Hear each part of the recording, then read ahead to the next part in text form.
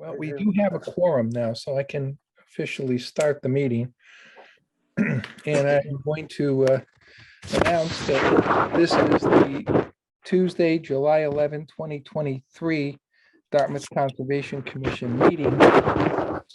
And we're allowed to I hear whistling. remotely since Governor on March 29, 2023 further extended the provisions for hybrid remote meeting options to municipalities. That extends the option until March 31, 2025.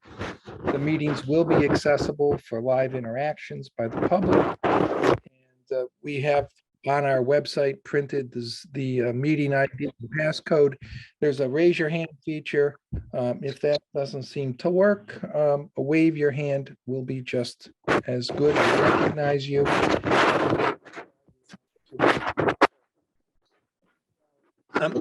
Not yourself so that we don't get the background noises.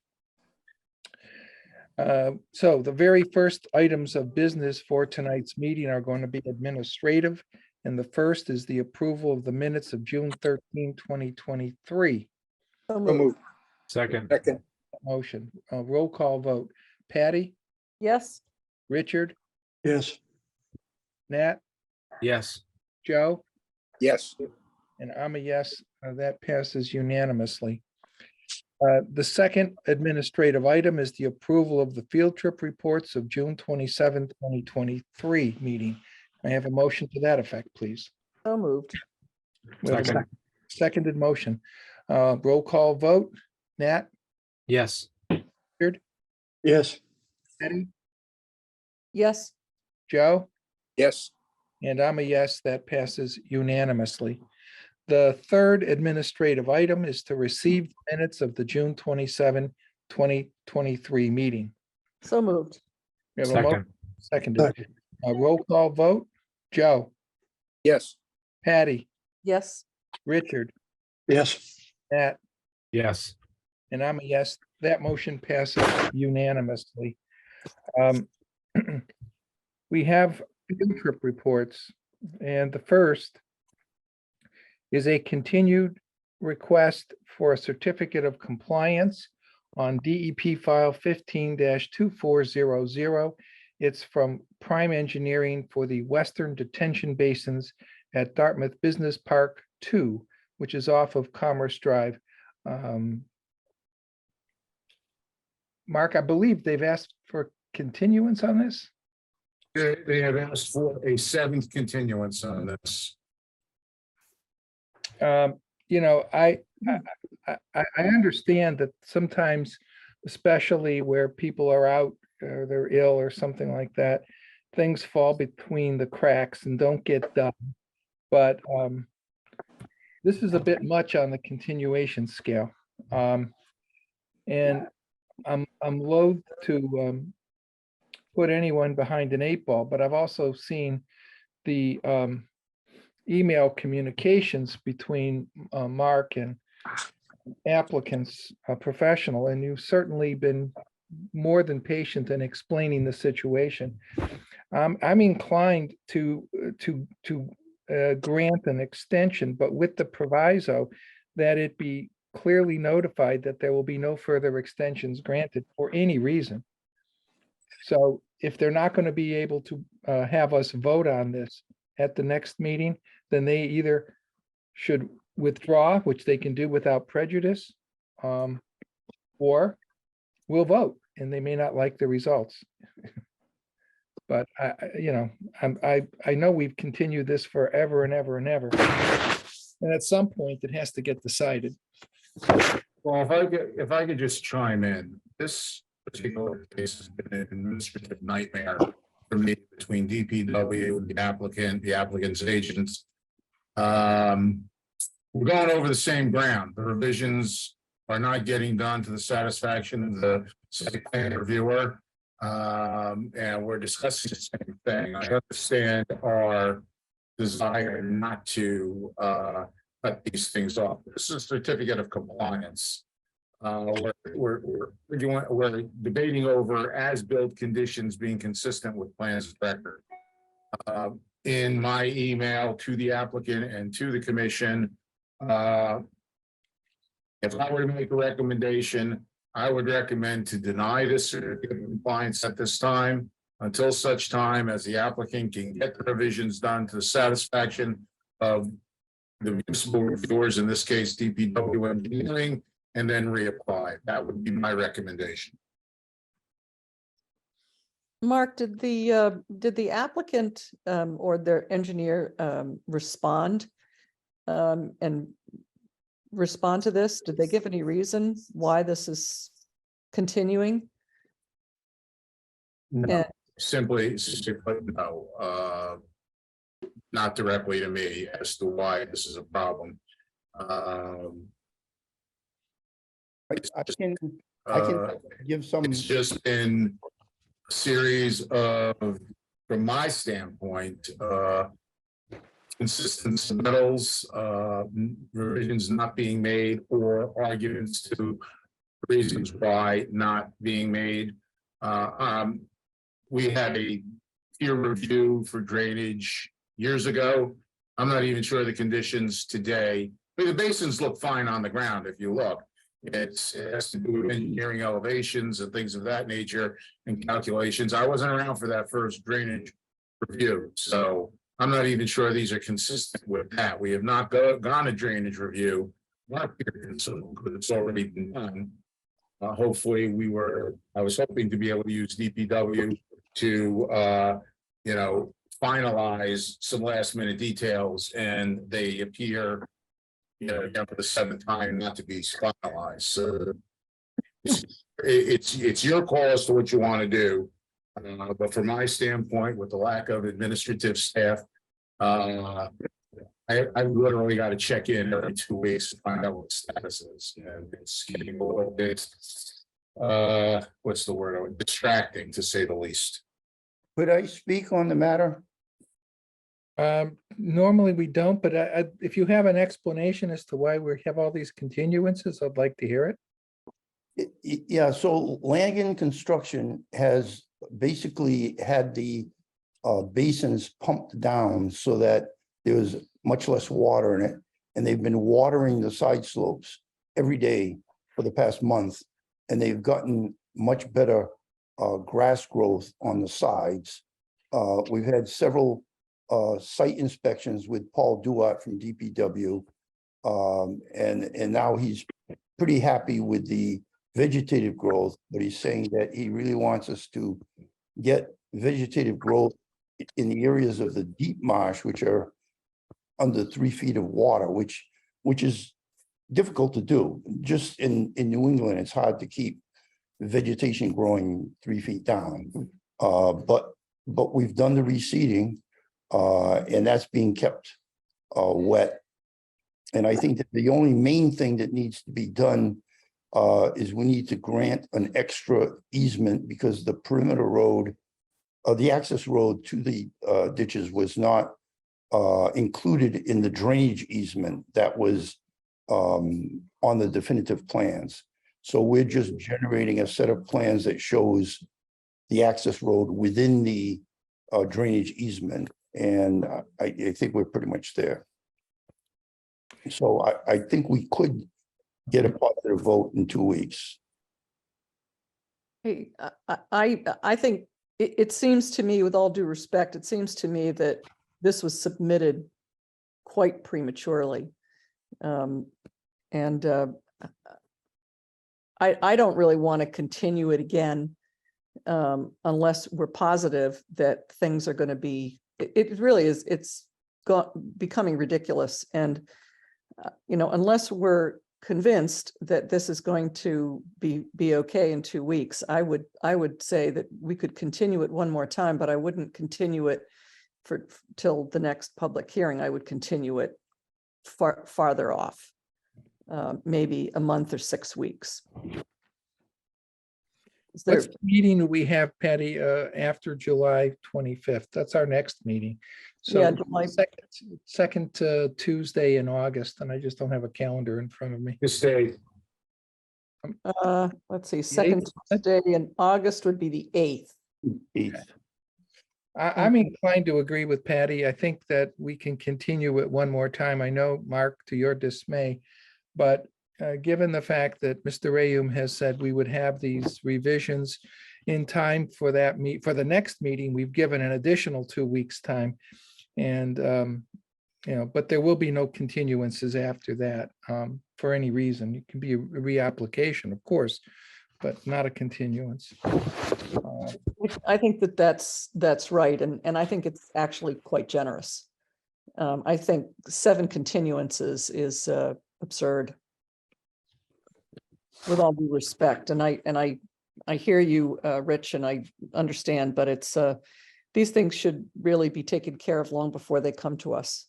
It really is quite an administrative burden to our staff and to us that has to open these and talk about them every single meeting. And it's,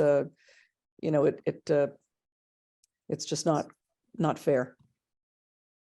So I think that I'm willing to do it one more time in a month. But after that, if it's not ready in a month, I would deny it. Without prejudice, but I would deny it. Any other commissioners have any comments or questions? I agree with Patty. I agree with Patty.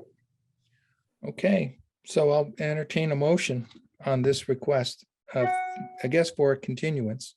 Make a motion to continue until August 8th at 2023 at 7 p.m. We have a second on that motion. Second, Second, We have a seconded motion, roll call vote. Nat, Yes. Patty, Yes, Richard, yes. Joe, yes, and I'm a yes, that motion passes unanimously. The second field trip report is a continued request for a certificate of compliance with DEP file 15-1577 from Prime Engineering for work at map 84, lot 8. It's otherwise known as 267 Samuel Barnett Boulevard. Mark, staff's position on this? He has requested a continuance again this evening. This would be the second one. This is a situation, just thumbnail, I went over this last time. 267 Sam Barnett is a learning center. It's currently abandoned. The building was constructed and the parking lot was constructed in full conformance with the plan of record. The drainage basin was not, a different shape, different size. Rich is unable, or Prime Engineering is unable to produce the drainage analysis that was done on the previous basin.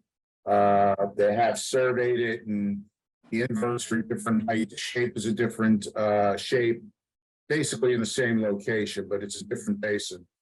And there is some uncertainty on Prime's part, and I tend to agree that this basin functions as the other one did. So they have two options: either recreate the drainage, either find the drainage notes, or recreate a drainage analysis to determine whether this basin functions in an equivalent manner to that which was approved. Not being able to do that, then the second alternative is to get a contractor in there to reconstruct this basin in accordance with the particular plan of record of the old notice.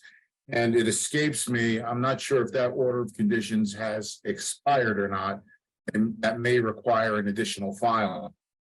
Having said all that, it is my inclination to recommend a continuance.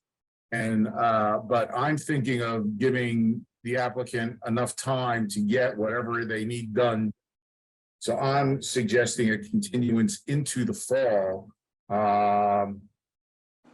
We could go in September or October. I think October 17th would be the latest I'd want to continue out to at this juncture, to give them a chance to get their stuff straightened out. When in the fall, Mark?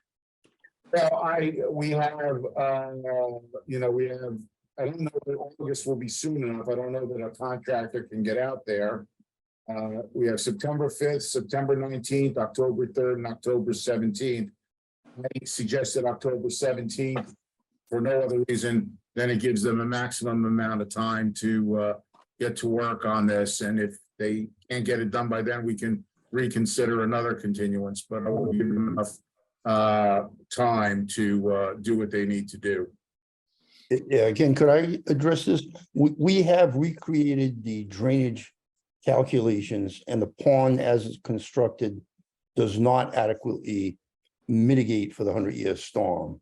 So we would be proposing modifying the outlet and raising the dike a little bit under a foot. And obviously we want to grow grass on it. So the October 17th is probably a good date, because we would be able to get your approval to make the changes and then actually have a contractor do it, plant the grass and have the grass establish itself. So on October 17th, you'd be able to have had an inspection showing you that the ground was stable. Okay, and so you're pretty comfortable with that date, Rich? Yes. Okay. Do any commissioners have any questions? I'm comfortable with that date. Okay, I'll Yes. entertain a motion on this request for continuance. Make a motion for continuance.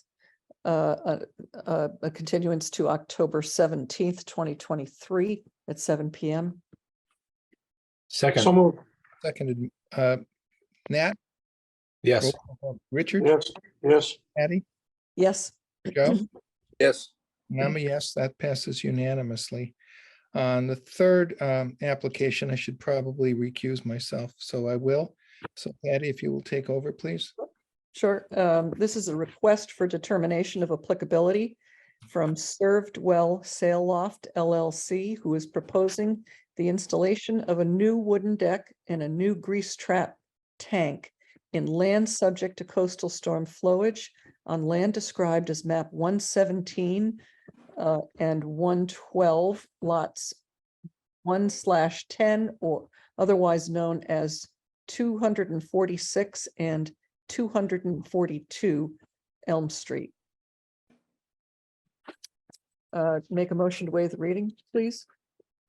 so moved. Second. Thank you. Roll call vote. Joe, Yes. Nat, Yes. wait, who else is here? I gotta write this down. Oh, Rich, how can I forget Rich? Rich? Yes, And myself is a yes, so that motion passes unanimously. Little bit of levity here. Who's here on behalf of the applicant? Who's here on behalf of the applicant? I believe it's Alan, but Richard. he's muted. Who, Rich is? I'm Hello? on, No, Alan. yeah, Al? yep. Can you Yep. hear me? I can hear you, Alan. Yes. Yeah, okay. Go ahead. This is Alan Haru, Haru Engineering LLC. So Steve and Judy Silverstein are proposing an addition to the Sail Loft restaurant. And the work includes a removable deck on the rear of the restaurant. And the property is all in land subject to coastal storm flowage. And so we've submitted a request for determination of applicability, and we have approval from the planning board for a site plan that's dated May 17th, 2023. And we've addressed all the comments from the Department of Public Works and the planning board. And we're here to answer any questions you have about this project. Thank you, Ellen. Mark, does staff have any recommendations? Yes, I make it short and sweet. We are recommending a -2 determination of applicability. Great. Any commissioners want to be heard on this application? Then could I get a motion for a -2 determination So moved. Moved. and a second? Second. please? And do a roll call vote. Let's see if I can do it properly this time. Joe, Yes. Rich, Yes. and Nat, Patty. I gotta write this down. Yes. And I'm a Nat. yes, so that motion passes unanimously. Just more levity. Thank you. Thank you. All Thank you. set. Back to you, Mike. Actually, I'm going to have to recuse myself from number 4 as well. Okay, there we go again. I wrote them all down though this time. Okay. This is a request for determination of applicability. Christopher Hodgson, who is proposing an addition, an attached deck with a plunge pool and patio and walkway extensions in the buffer zone to a salt marsh and in land subject to coastal storm flowage on land described as map 127, lot 32, otherwise known as 112 Wilson Street. Can I get a motion to waive the reading, please? So moved. And a Second. second. And roll call vote, Joe, Yes. Rich, Yes. Nat, Yes. and myself voting yes, that motion passes unanimously. And who is here on behalf of the applicant? Good evening, Commission. This is Christopher Gilbert from Farland Corp Engineering, representing the applicant. Is it okay if I share my screen? Yes, thank you.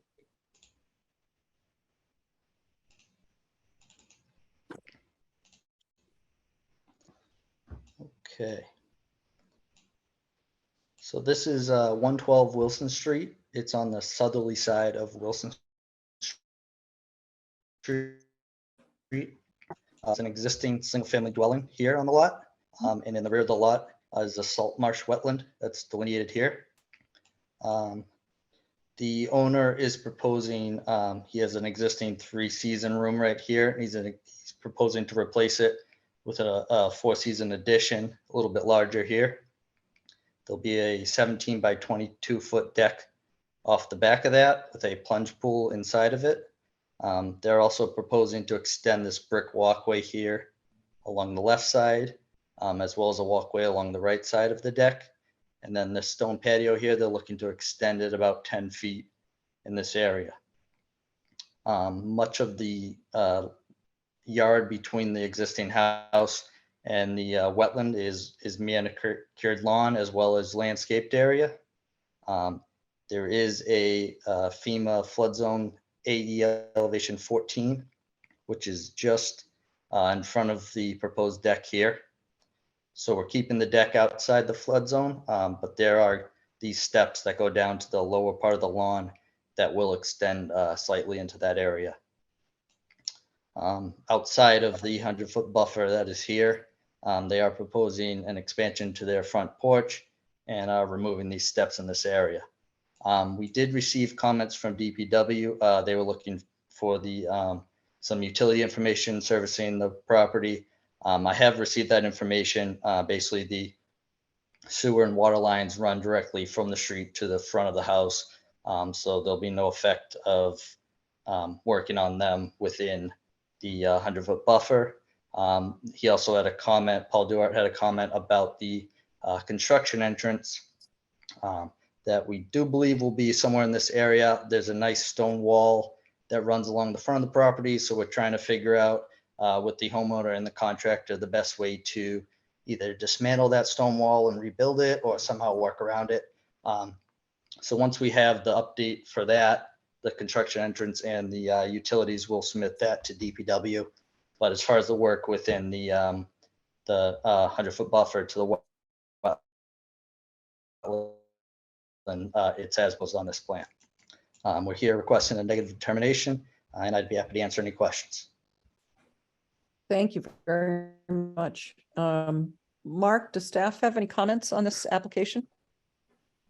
Yeah, this is kind of an interesting site in that we have received various complaints over the short term about activities going on out there in and around near the wetlands. I think most of them are landscaping in nature, so I don't think they're overly problematic.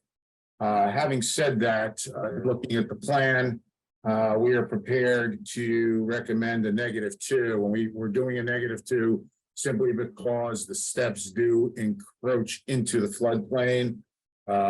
Most of this would fall under -3, but since they go over the floodplain, I feel it necessary to issue it as -2 in a resource area as opposed to in a buffer zone.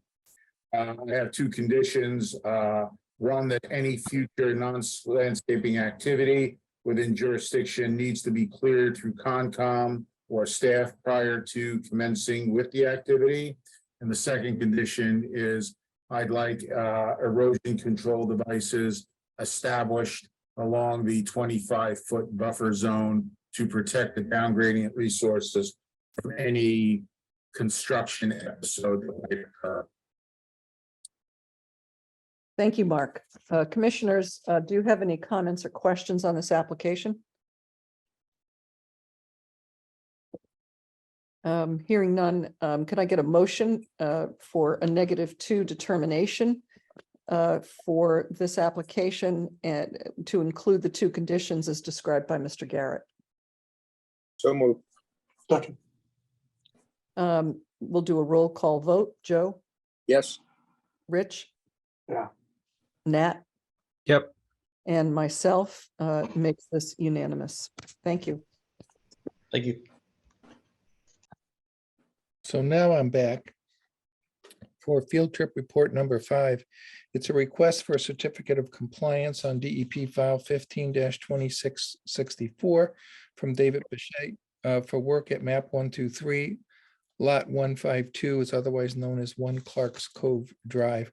Mark, what's staff's recommendation on this request? Recommendation is this, and I did have a conversation with David earlier today. This is a certificate of compliance on a wetland restoration project. This was the 3 lots that cut wetland vegetation off for the budding lot. An enforcement order was issued to the abutter since it was his property where the activity took place. And they have in fact restored the vegetation as on the plan of record. The work has been done in full compliance with that plan. However, because it's a planting program, we really can't deem success until minimally the first growing season is complete. Well, they planted this 2 months ago. We are in the first third of the growing season right now in southern New England. We fully expect the growing season to extend out into the fall. So in talking with David, I indicated that I could go one of 2 ways. I could recommend a partial certificate of compliance because the work was done in conformity with the plan of record and the permit. But that would require them coming back at some later time to fully close out and get a complete certificate. That was option 1. Option 2 would be to recommend continuing this until the fall. And October 17th seems to be the date that we're talking about for a lot of this stuff. To give us a chance, to give Dave a chance to assess and give us a monitoring report of the work that was done and its success. And we could certainly verify that. I believe, if I don't want to speak for David, but I think David was comfortable with that idea. The one kicker in the rush to get this certificate of compliance filed was that the neighbors don't like silt erosion controls in their backyards, and they'd want them removed. They wanted them removed 6 weeks ago.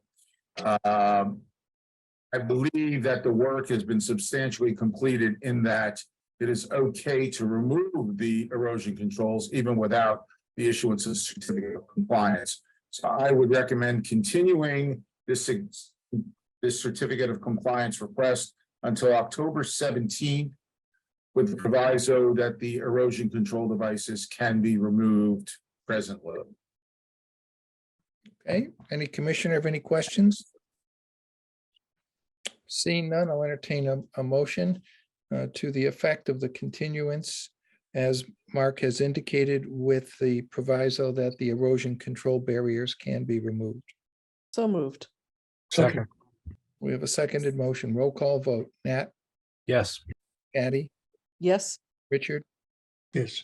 Joe, Yes. And I'm a yes, that motion passes unanimously. Okay, thank you very much. You're welcome. Thank you. Welcome. Thanks.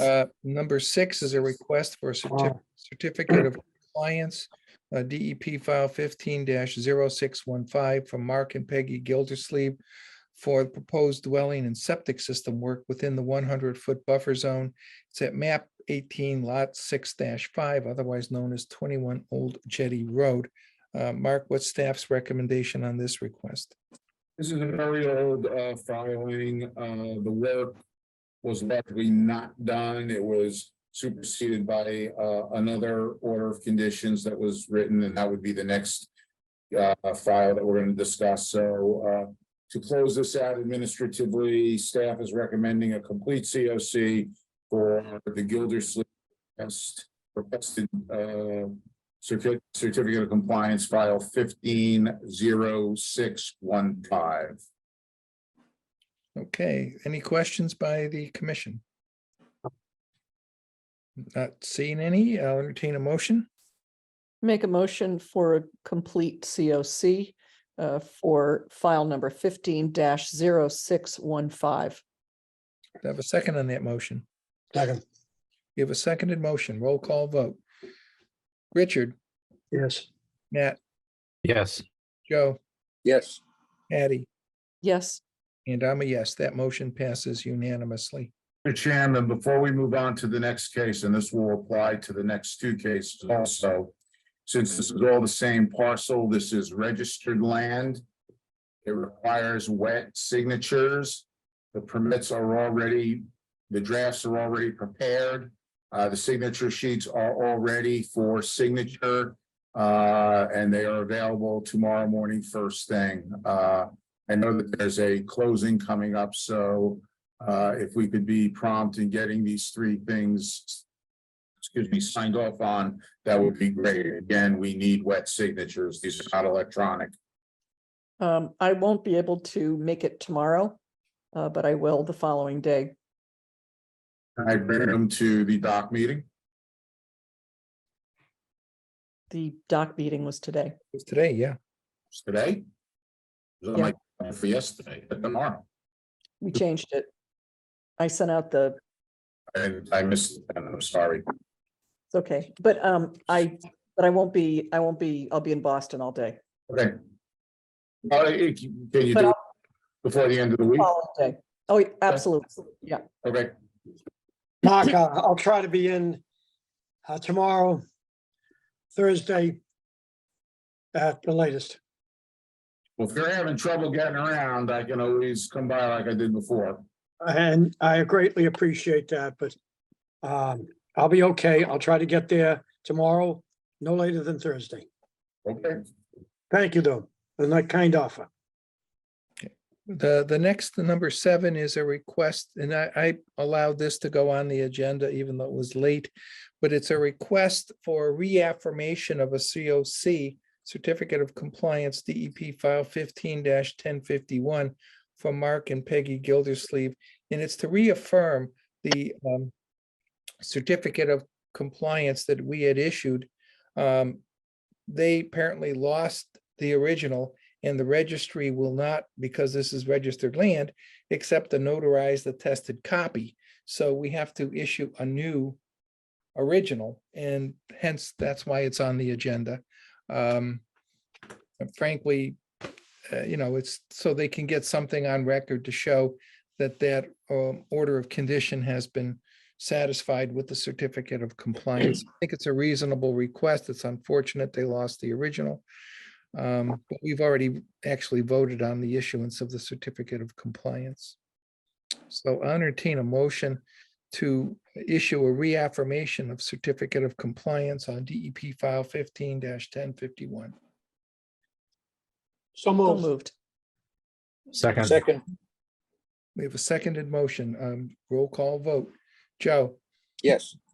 Richard, Yes. Nat, Yes. Patty, Yes, and I'm a yes. That passes unanimously. Number 8 is also a certificate of compliance. It's on file DEP file 15-2076 from Mark and Peggy Gildersleeve for the proposed walkway, fixed pier and platform and line pulley system to an offshore mooring on Slocum's River at map 18. It's lot 6-5, is otherwise known as 21 Old Jetty Road. Mark, again, staff's comments on this request. Yes, this is a request for a certificate of compliance on an order of conditions for a dock, float, and pulley system, as the chairman said. Most of the system was built, the float, in fact, was not built. So the structure is actually smaller than was approved on the plan of record. And therefore, we believe that it subsequently conforms with the plan of record. It's less impacting, so we're recommending complete COC. Okay, any questions from any commissioners? Seeing none, I'll entertain a motion. Make a motion for a complete COC for file number 15-2076. Do we have a second on that motion? Second. We have a seconded motion. Roll call vote. Patty, Yes. Nat, Yes. Richard, Yes. Joe, Yes. and I'm a yes. That passes unanimously. We're moving now to our public hearings. And our first public hearing is a continued public hearing, DEP file 15-2682 from Derek and Jason Kudo, that's Kudo Construction, to construct 3 limited industrial buildings with ancillary parking within the buffer zone to a bordering vegetated wetland. It's on land described as map 61, lot 5-14 and 5-16.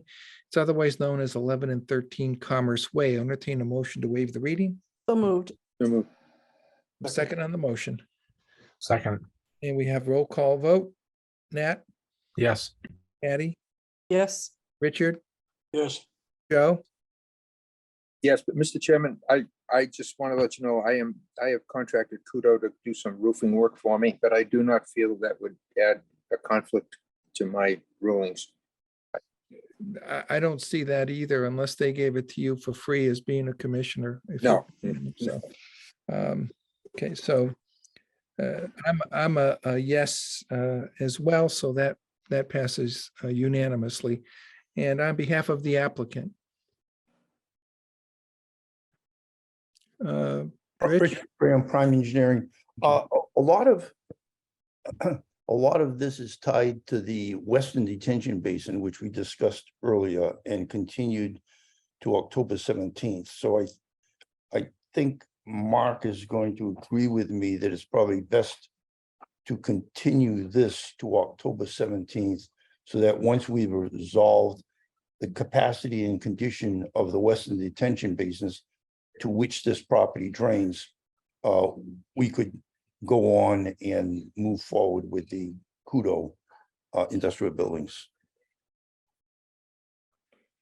Okay, Mark, any staff questions or comments regarding this request? I think that that's a very prudent request of Mr. Rayholm. I just have one question for Rich, which is a little vague to me.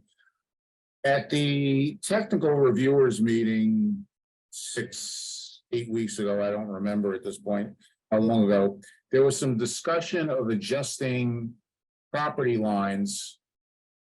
I think there were 3 lots and there was going to turn out to be 1 lot or something, or 2 lots. There was a readjustment of the property lines. And we have not seen any evidence that that has occurred yet. And that, I mean, we're trying to limit the number of plan changes so that our plan of record is consistent with site plan review and such. Can you give me just a summary of the status of that right now? Yes, the Kudo brothers bought the separate lots separately, but they own them all together. We have now eliminated the lot line between the properties. So on our site development plans, which you haven't seen yet, it is all one big lot. So I can submit those revised plans to you now because they're ready to be submitted. And we'd have the understanding that we'll take them up in October 17th. I mean, you can submit them when you know, closer to the continuance date. My desk is loaded with paperwork. I don't need any stacks to hang on to for 6 months. So the lot lines have been changed on the plans now. Have those gone through approvals and recordings or whatever they have to do to become official, or is it? Or, I mean, that's kind of where I want to go with the status. Okay. In most cities, they require you to do an 81X plan, which is nothing that gets reviewed through the town. We just issue a plan that basically says the purpose of this plan is to eliminate the lot line between these two lots and create one single lot. So we can certainly prepare that one. I haven't seen the final version of that, but we can certainly record an 81X plan and then verify with the various town boards that that has been accomplished. That's fine. Thank you. Okay. So I would agree with Rich on continuing to October 17th. Do any commissioners have any questions at this time? Is there anyone in the audience that wants to be heard? As you heard a moment ago, we're likely to continue this, so you'll certainly get an opportunity to be heard at the continued public hearing. But if you wish to speak tonight, you can. I don't see anyone, so I'll entertain a motion to continue this public hearing. Make a motion to continue the public hearing DEP file number 15-2682 until October 17th, 2023. Second. Seconded motion, roll call vote, Nat, Yes. Patty, Yes, Richard, Yes. Joe, Yes, and I'm a yes. That motion passes unanimously. We're moving on to the second public hearing. It's public hearing DEP file 15-2684. It's from Mark and Joanne Dufley and Maderos Dufley for a residential dwelling with associated grading, pool, utilities, well, and land in the buffer zone to a bordering vegetated wetland. It's on land described as map 77 lot 3. It's on Flag Swamp Road. I'll entertain a motion to waive the reading. so moved. Second. second, Seconded motion, roll call vote. Richard, Yeah, yes. Nat, Yes. thank you. Patty, Yes, Joe, yes, and I'm a yes. That motion passes unanimously. Is there someone here on behalf of the applicant? Good evening, Jamie Bissonette with Zenith Consulting Engineers. Good evening. All right, well, good evening. This is a continuation of a meeting that we had previously had. I believe at the previous meeting, the discussion veered off to a wetland crossing that was taking place as part of the property with a replication area. I've been working over the past couple of weeks with wetland scientist and Mr. Garrett to find out if the wetland replication was done and also prepare a certificate of compliance request, which was submitted today. I'm not sure if Mark's been able to see that or not yet. Besides that, I don't believe there were any proposed changes to the plan. I am happy to go over the plan at whatever detail or try to answer any questions, but I think the major concern was dealing with that outstanding order of conditions. Mark, please tell me if I'm incorrect on that. You're predominantly correct. In that, if you're done, I'll chime in and give my commentary. Sure. Yes, when we first saw this, we reviewed the project, we reviewed the delineation, which was fine in the field. But we also noticed that there was a driveway crossing that is being relied upon by this new filing.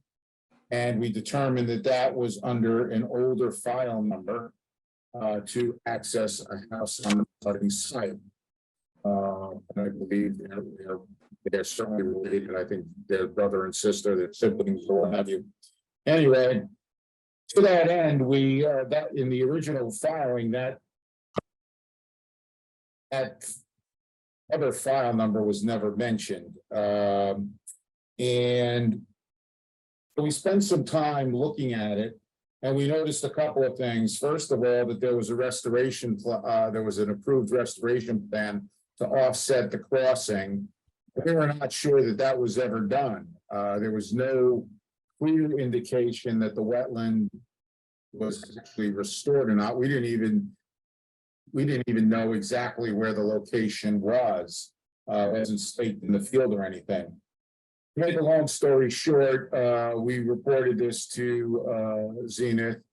They engaged a wetland scientist who had done the new flagging for this current filing, 152684, which we approved of the delineation. They also staked the location of the restoration area. And it turns out that the new delineation actually expands the wetlands to a greater extent than what was delineated originally and approved as a line of record. I believe that the delineation in the field today is accurate.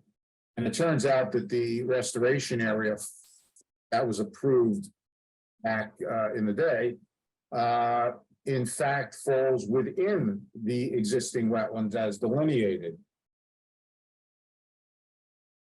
Frankly, in looking at it, and Jamie, myself, Adam, and the Zenith, the wetland consultant, went out in the field and we looked, and the area that was staked as a wetland restoration area is clearly wetland. I don't know that we did enough assessment as to determine whether it was a restored wetland or a naturally occurring wetland. The resident of the existing dwelling indicated that the restoration was done, and I had no reason to disagree with him. Long and short of this is that today we are viewing a project that relies on a wetland crossing and a wetland area that is far larger than what was approved for the original wetland crossing. So it is a net gain for commission jurisdiction. Having said that, the entire project falls within buffer zone. It is certainly a permittable project. And without belaboring the point, the staff is prepared to recommend to the commission the issuance of a standard order of conditions with our erosion and control Mandates. to be placed at the extent of the activity, to segregate the work from the wetlands to the east and to the west. And this is predicated on the plan dated April 27th, 2023. Thank you, Mark. Do any commissioners have any questions? Is there anyone in the audience that wants to be heard on this application?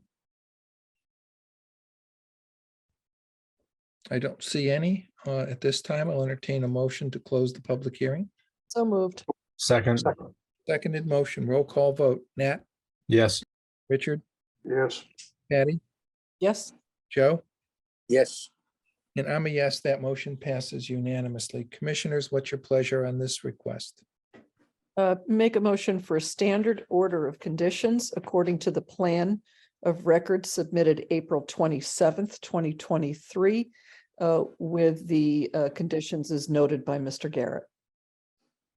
Do I have a second on that motion? Second. We have a seconded motion, roll call vote. Nat, Yes. Patty, Yes.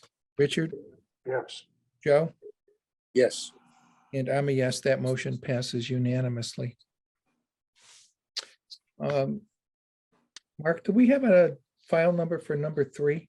We do not. I can give you a status report. I believe DEP received the file on June 27th, or I think it was June 27th. And we have yet, I checked late this afternoon, we had yet to receive a file number for this. So I believe, I don't know if anybody's here for it, but it would have to, be continued to the next meeting for receiving a file number. Thank you. So this is a public hearing without a DEP file number. So as Mark mentioned, we're going to have to continue it no matter what. And it's on a notice of intent from Joseph Gandahedrio, and I mangled that, and I'm sorry, for the construction of a garage in the buffer zone to a bordering vegetated wetland. It's on land described as map 61, lot 6-9. It's otherwise known as 1080 Reed Road. Entertain a motion to waive the reading. So moved. Second. Second, Seconded motion. Roll call vote. Richard, yes. Joe, Yes. Patty, Yes. Nat, Yes. and I'm a yes. That motion passes unanimously. Is there anyone here on behalf of the applicant from existing grade?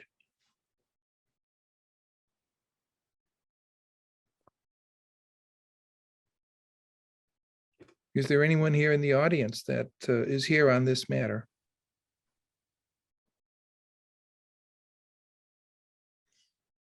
I don't see anybody. So I will entertain a motion to continue. Mark, do you think the next meeting would be sufficient to get a DEP file number for I these would think folks? so. I would think so.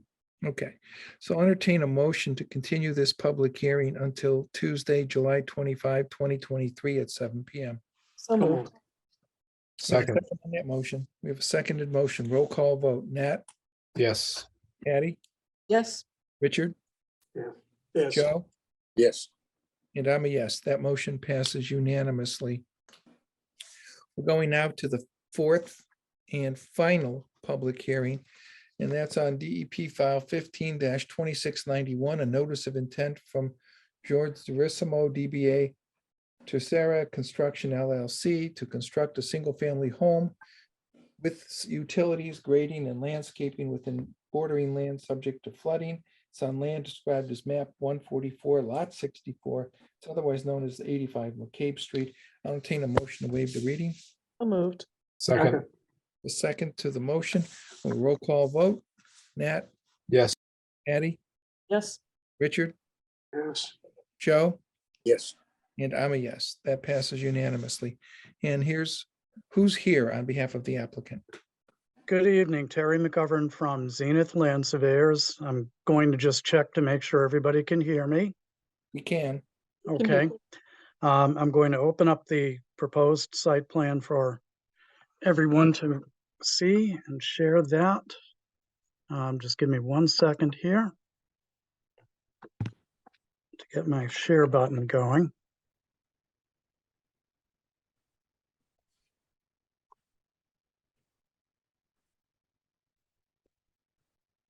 Okay, hopefully everybody can see the colored site plan. Yes, I can. Yes. Okay, thank you. Mr. Verissimo, AKA Tessera Construction, is proposing to reconstruct this single-family dwelling at 85 McCabe Street. The lot itself lies entirely within an AE flood zone, and a portion of the lot, shown here with the blue line that kind of arcs through it, is also in a regulatory floodway within the AE zone, which is basically relative to nearby Buttonwood Brook corridor. There was a house and garage and patio on the property that was somewhat more sizable that had been demolished back in 2018, if I have my date correct. And that basically sat towards the rear of the property, and the lot was then graded out, just leveled. He erected a safety fence, chain link fence around it, and a construction stone entrance, and basically pursued the permitting on it. The proposed house is a 48 by 26, what will be a raised ranch with a one-car garage on the left-hand side. And it will be a concrete slab on grade construction, which the slab is set for 1 foot above the flood zone elevation. This area being related to Buttonwood Brook, the AE zone is a 70.6 in that kind of window of the study area. And so we've set the elevation of the slab 1 foot higher.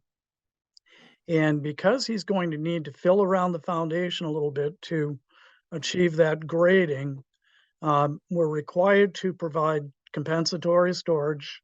In other words, we can't displace more stormwater volume that would be currently existing on the lot.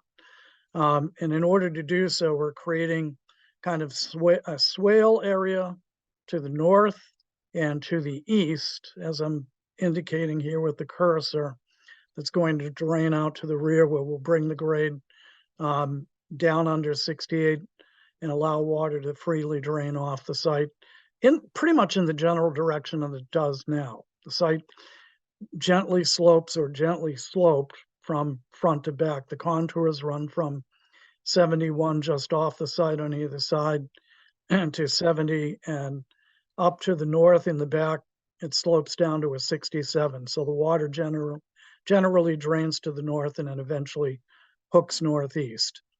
That calculation, which I believe Mr. Garrett reviewed, is shown in red over here. And basically, we're required to provide that 1-to-1 volume. Apart from that, we have a construction entrance, and the site is pretty much going to be ringed by erosion control as shown in green around here. We also added a note requiring the builder to comply with all local, state, and federal building codes regarding construction within the flood zone. That essentially is it. The area of the new dwelling and garage, actually the impervious area by just rough calculation from the old assessor's records, will be significantly smaller than what was there previously. It was a much larger house and slightly larger garage with an extensive patio area in between. So we're reducing impervious area on the site from what was there historically, which would be a benefit as well. Give more water an opportunity to get into the ground and also create less impervious area than what was there over the last 30 or 40 years that the previous house existed. With that, I'll step back and take any questions from the commission. Thank you. Thank you.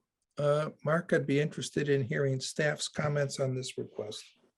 Yeah, before I make my any comments, Bill, real quickly, this particular site was one of the sites that EPA addressed in the Bliss Corner cleanup, correct? Yes, it is. It is within that Bliss study area. And the applicant has a letter to the effect that he removed when they were I believe when they were doing the demo, they encountered some of that soil and made sure that it was removed. And the site was cleared All by in that area. Site was cleared by EPA, from what I understand. Correct? Yes. Yeah, and I think we have a note that it falls in that study area on here because we did a similar project down the very end of McCabe Street that was just outside of it.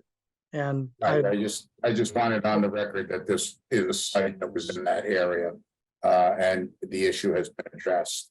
Having that question answered, both Paul Duarte at DPW and myself have kind of scrutinized this plan relative to the floodplain and the floodway issues. And Bill, if you could scroll down a little bit to get to the other way, scroll down so I can see those notes.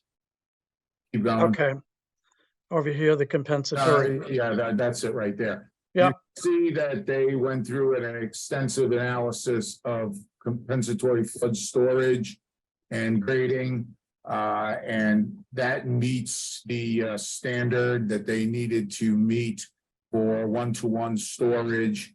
And that was really the only jurisdictional issue that we had relative to this site. And therefore, given the fact that they meet that requirement, we are prepared to recommend a standard order of conditions with our standard erosion control device condition as per the plan revised and dated June 28th, 2023, which is the plan that you are looking at.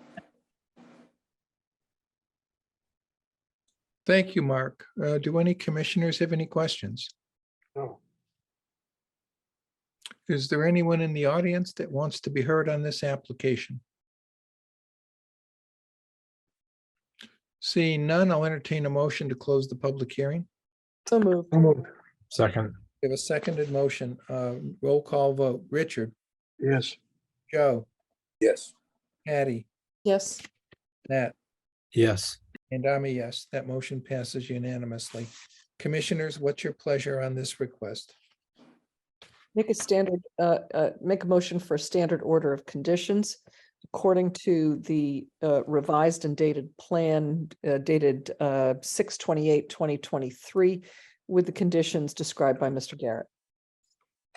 Second, A seconded motion. Roll call vote. Nat, yes. Patty, Yes. Richard, Yes. Joe. Yes.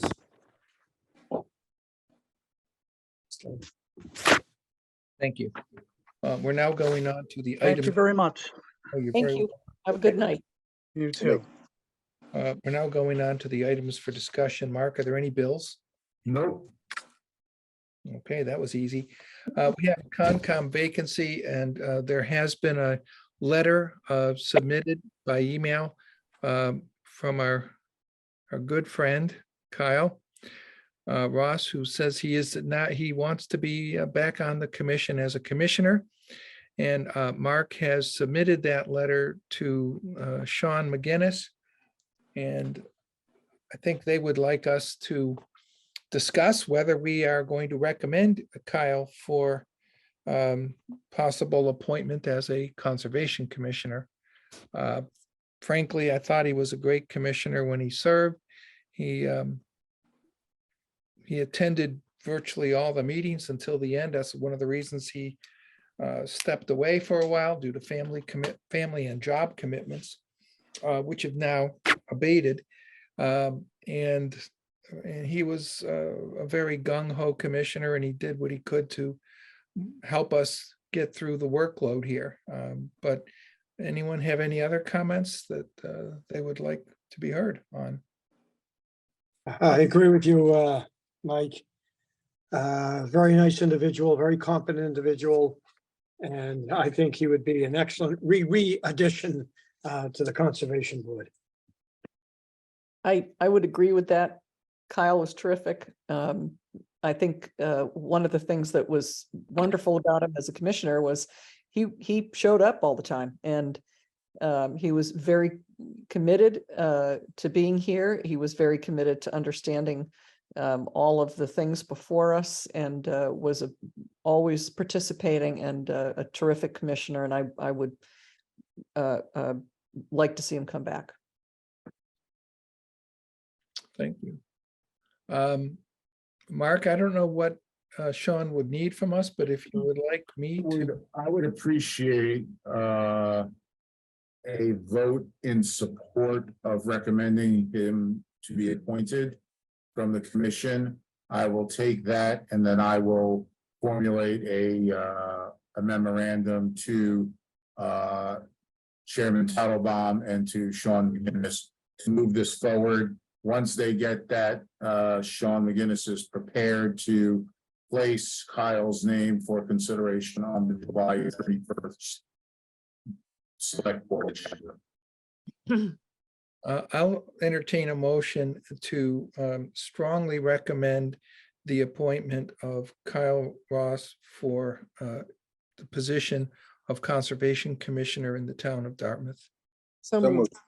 Second. Second, We have a seconded motion. We'll do a roll call. vote. yes. Richard, Yes. Patty, Yes. Joe, Yes. and I'm a yes. Passes unanimously, Mark. Okay, we've got that. Okay, now we're going to the revised bylaw general discussion, and I saw that Brian was online.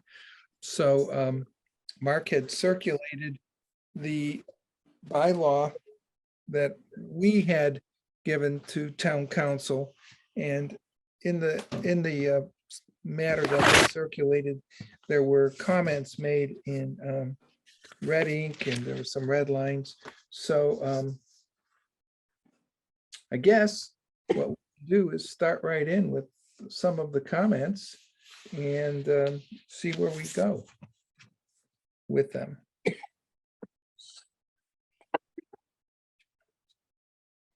I had submitted You did, Patty. That's on a correct. separate email, and I just CC'd you and Mark. Probably should have CC'd everybody, but I thought it would come up tonight anyway. Do you want me to speak, or are you going to make a presentation, Brian? Can't hear you, Brian. Can't hear you, Brian. You hear me now? Yes, We can hear you now. I hate my headphones. The upside is it's after bedtime now, so I don't need them. So what I was saying is I actually appreciate that you didn't send your comments out to everyone, because that would have been an open meeting law violation. So the little background, just to make sure everyone's on the same page. The proposed bylaw I sent was a rewritten version of what you guys had worked on earlier, tweaked based upon our last discussion. I didn't bother doing it up in red line because I thought it was going to be incomprehensible. So the comments I have as red line comments are essentially my points of discussion that I think are worth talking about. That does not mean those are the only things we can talk about. If anyone else had any questions, I'm happy to talk about those as well. And I know Mark had made some separate comments that we can talk about. I think probably the easiest thing, unless anyone has any other preference, is just to start from the beginning, go section by section to see if anyone has any comments. If not, we can go through my comments and Mark's comments. Before we get into that, I think, because it's faster, I wonder if it makes sense to talk about, there had been a discussion about doing some quick, immediate regulatory changes to take care of some of the immediate concerns you guys had. So I drafted those up, and those are fairly quick, and I wonder if it makes sense to talk about those first. that's the one that has the red line. Is that correct? Correct, because what I did there was showing you the provisions you had in your original proposed bylaw and how I would redline them up to get them into a regulation immediately for you before town meeting. Mhm. I had reviewed that was the definition of freshwater wetland, and And then adding in provisions for online permitted, online applications. And then adding in performance standards for freshwater wetlands as well.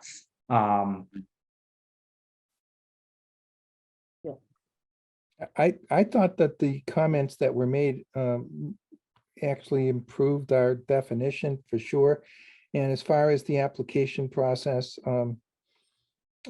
I think it had enough wiggle room that we could make further changes down the road, for instance. So I generally thought favorably of the changes that were suggested for the regulations. And remember, guys, the regulations don't require town meeting vote, the bylaws do. So if we want to revisit our regulations at a later point, you know. And the way I've drafted the proposed bylaw overhaul essentially presupposes that you will be doing a massive regulatory update subsequent to town meeting. Really all these reg changes are designed for now is you had identified two areas of concern that you want to address immediately, dealing with how you enforce freshwater wetlands and attempting to integrate the online application process that's now up and running. So that's what I've attempted to tackle now. Mark had a number of comments, two comments actually on this proposed regulatory change. I'll take actually the second one first, well, which is his indication that I have removed from the definition any reference to freshwater wetlands having to be a certain size.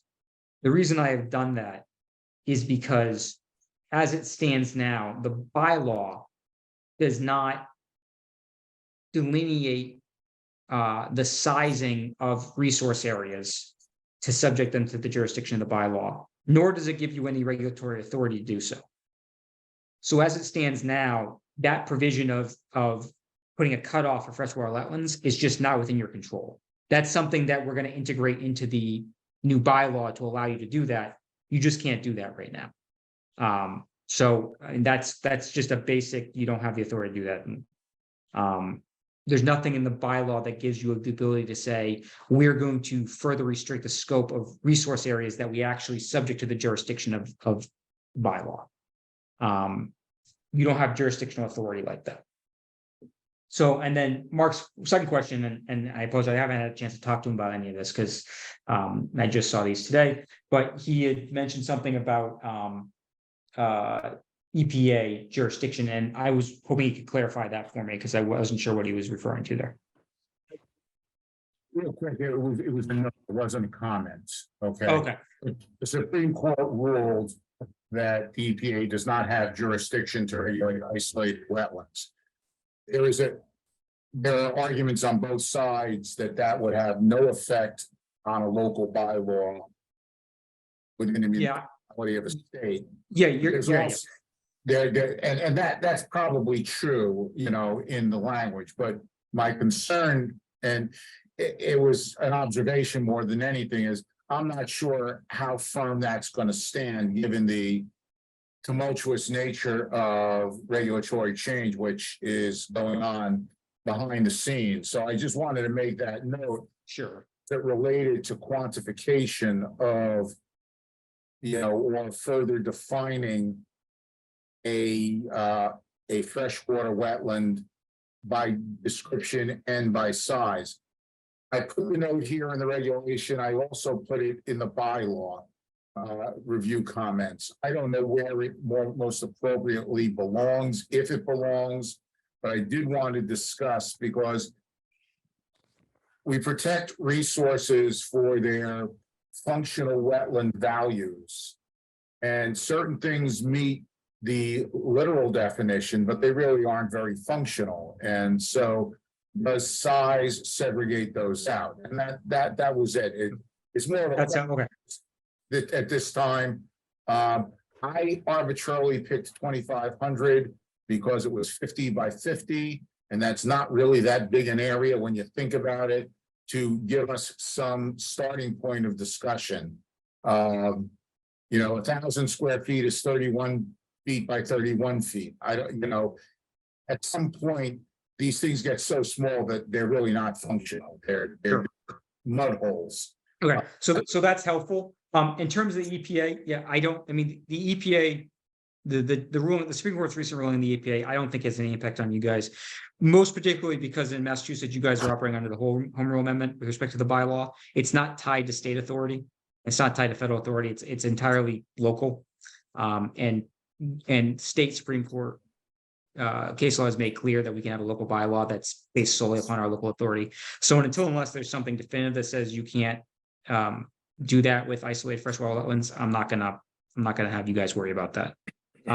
In terms of Mark's comment about, you know, actual and practical, I think that's an entirely fair point.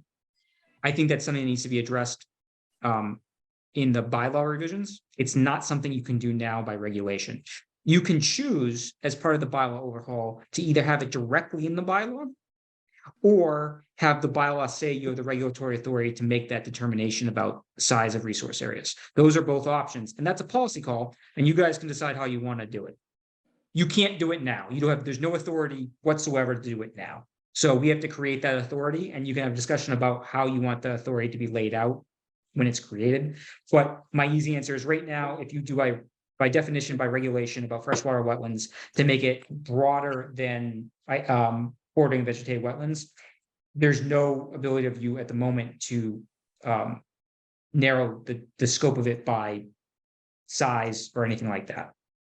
You're stuck with the current bylaw says if it's a resource area, it's a resource area. And you can't define your way out of that by narrowing it in terms of square footage. You can define what it is, but whatever you define it as, all of it is going to be that resource area currently. So that's just a practical limitation about how the bylaw is currently drafted. And there are two ways to address that moving forward, and we're skipping ahead a little bit, but that's fine. As I drafted it, none of the definitions of anything have limitations like this in terms of quantifying size. But the bylaw as proposed says you have the ability by regulation to narrow the jurisdiction of any resource area by size or scope or volume. And so you don't have to worry about getting into the definition or figuring it out ahead of time or worrying, do we want it for all freshwater wetlands or just some? All that you can decide by regulation at any time, at any point, revise it whenever you want, not worry about having to go back to town meeting. And that was my idea of putting it into the regulatory authority so that you aren't having to figure out right now exactly what you want to have going to town meeting in the fall, the size minimums be for freshwater wetlands, or even if you want every freshwater wetland to have the same size minimum. Those are really policy decisions that you guys should be able to make by regulation on an ongoing basis. If you want to put in the definition in the bylaw, you can. It just means that you're stuck with it unless you go back to town meeting. So that's a policy call. It's less flexibility for you, but it is more definitive because it also can't be changed by a future commission. So those are the pros and cons. And ultimately, whatever you guys decide is perfectly legal, and I will defend it. I think it makes sense to keep that in the regulations because these definitions, especially definitions that might change over time, they belong in the regulations so that we don't have to go to town meeting to get them changed all the time. Better not to be saddled with, I think, better not to be saddled with it. Patty, I agree with you wholeheartedly. It just gives us more doors to be opened by us as opposed to going to the town again. I'm total agreement. We've been saying this for a while now, that I think fundamentally the bylaw should be the source of our powers, and the regulations should be where we do all of the details.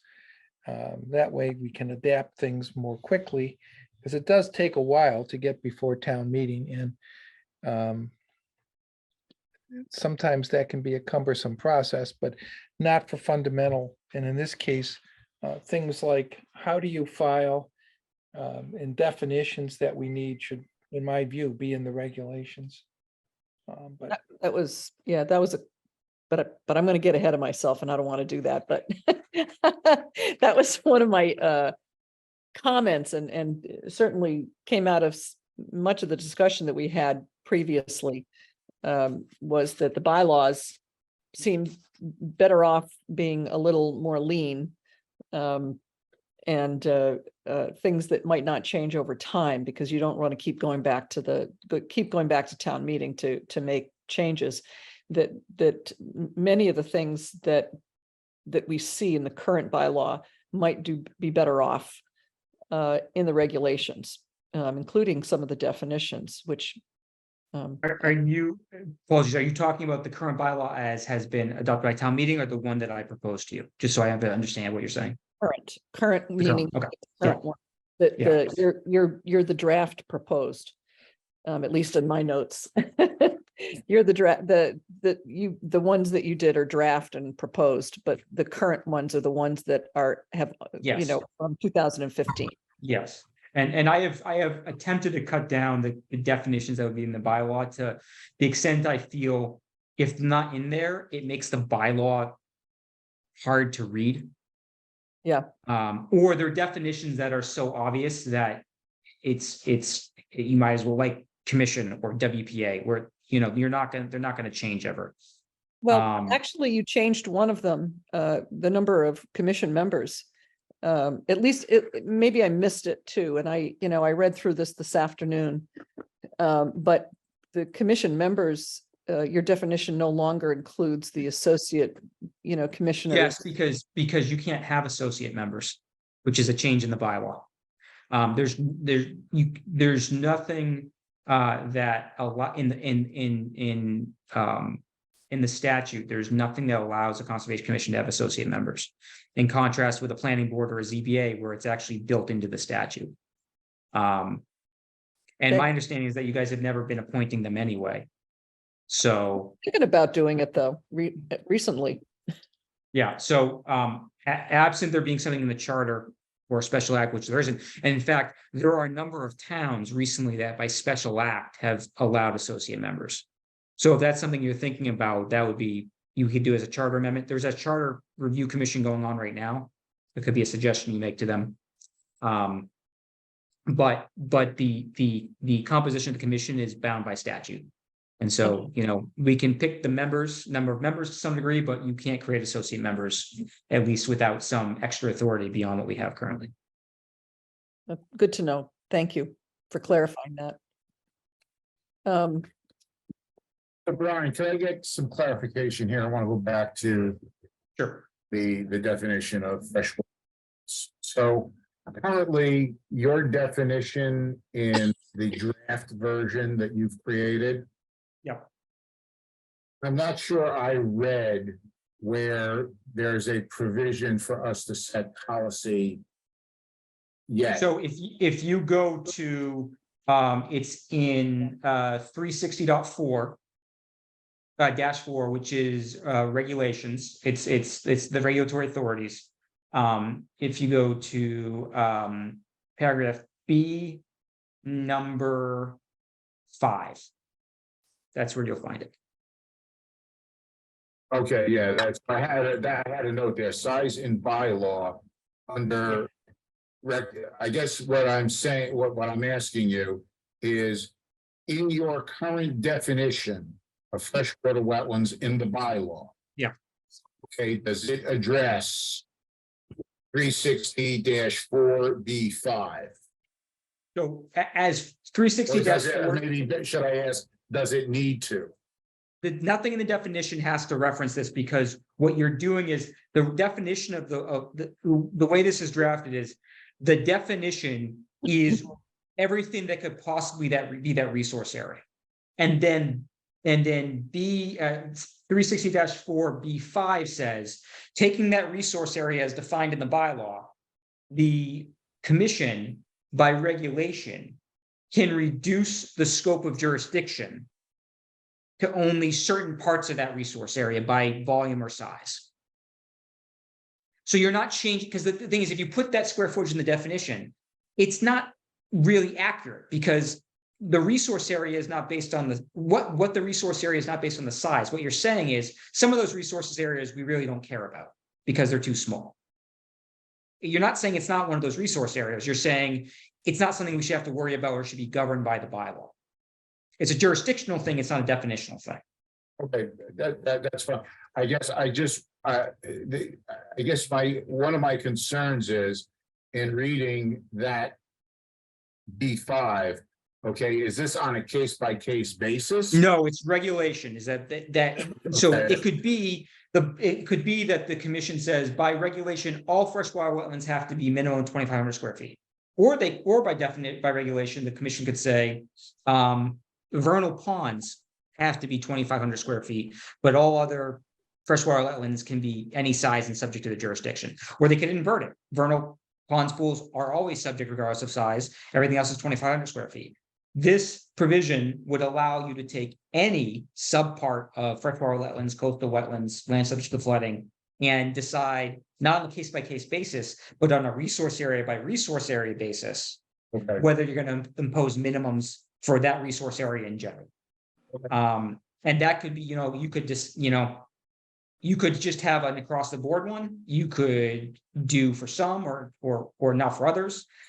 It's to allow the commission sufficient flexibility to decide, in Dartmouth, we really think this particular resource area is not really a concern of the bylaw if it's under X size. And that could change in 10 years, and then you can change that again without going back to town meeting. What the bylaw is doing is saying, what's that? I understand the not having to revise without having to go back to town meeting. I don't have that issue. So at some, It's not ad hoc. It's not like it's part of a notice of intent. They'll make that decision. That's not. okay, that's what I just want to make sure about. And so then we would be subject at some point to revising the regulations, should we want to meet those size criteria. Correct.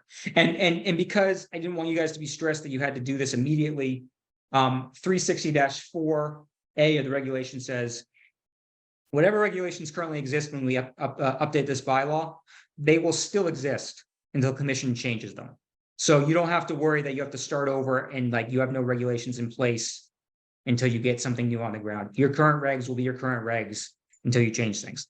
That being said, you know, say town meeting in October approves this, you're not going to get Attorney General authorization saying that, yes, this bylaw is okay till probably December, best guess. So you have 2 to 3 months to update the regulations. So as soon as you got the AG sign off from town meeting, you can approve the regulations the next week if you wanted to. So I would take advantage of that so you don't have a lapse in time between the bylaw update and the regulation update, because you'll have that window when the AG has to review the bylaw.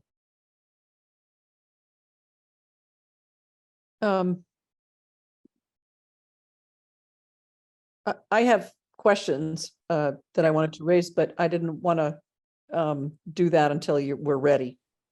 Sure. Like I said, I think, like, I know we got a little out of order, but why don't we just go in order? Any questions about any of the definitions in the bylaw? Yes. It's more of a general comment and a question about that. I made a list of all the definitions in your draft proposed bylaw Yep. versus the definitions that are currently in the current bylaw. Mhm. And there's several that are missing. Mhm. At least in the aesthetics is missing, cumulative effects is missing. And there's a variety of other ones. So that's one question, but a sort of a general comment is we had, one of the things that we had talked about as a commission was, can many of these definitions, should they be in the regulations instead of in the bylaw? Because definitions can change, they can be modified. And if they are modified, you know, and that happens, do we have to go back to town meeting to do it? Or do some definitions belong in the bylaw, but many of these belong in the regulations? So Yeah. as not to encumber and make the bylaw a very weighty document that Sure. must be subject to, you know, to changes. And then we'd be going back every 2 years trying to change things. And, you know, even the freshwater wetland definition is a case in point, but certainly aesthetics and cumulative effects, you know, and others. I mean, there's others too. So my question is a general one, you know, do some of these or many of them get shifted to the regulations because it's easier? And Yeah. to me, one of the long discussions that we've had within the commission has been, do we streamline the bylaw so that it is we really don't have to go back to town meeting except maybe every 10 years or 6-7 years, something like that. And you can update your regulations all the time. And your regulations are really your operating instructions according to your recipe of how to get things done according to the bylaw. So that's a general question of what stays, what goes to the regulations. Do all the definitions go to the regulations? And I'm posing the question because I don't know the answer. Sure. So the answer is, I have put in 360-4 B1, the very first provision on what you can do by regulation is to define terms that are Yes. not otherwise defined in the bylaw. I I've saw been in the bylaw only included those definitions that I thought were absolutely foundational, that if they weren't in the bylaw would not be fully functional. Basically, definitions that are structural to the commission's own jurisdiction, that you kind of have to have these in, or if you don't have these definitions in, it would basically allow the commission to completely make up its own jurisdiction, if that makes sense. Okay, I understand. So what is it? And the way I think about it is, what needs to be in here in the absence of you creating any regulatory definitions? Because you can't presume you make any definitions. Right. Right, So right. what, so in order for the bylaw to function in the absence of any regulations, what definitions have to be there? And those are the definitions I kept in. Okay, that's a good point. I would have to go through them and look, but I think I would trust your judgment on that, but I think we were trying to make it more streamlined, but perhaps we can't. And, well, so there are far fewer definitions in here than you guys have now. There's also, I mean, you can't, I don't think you can have a bylaw that doesn't already define freshwater wetland.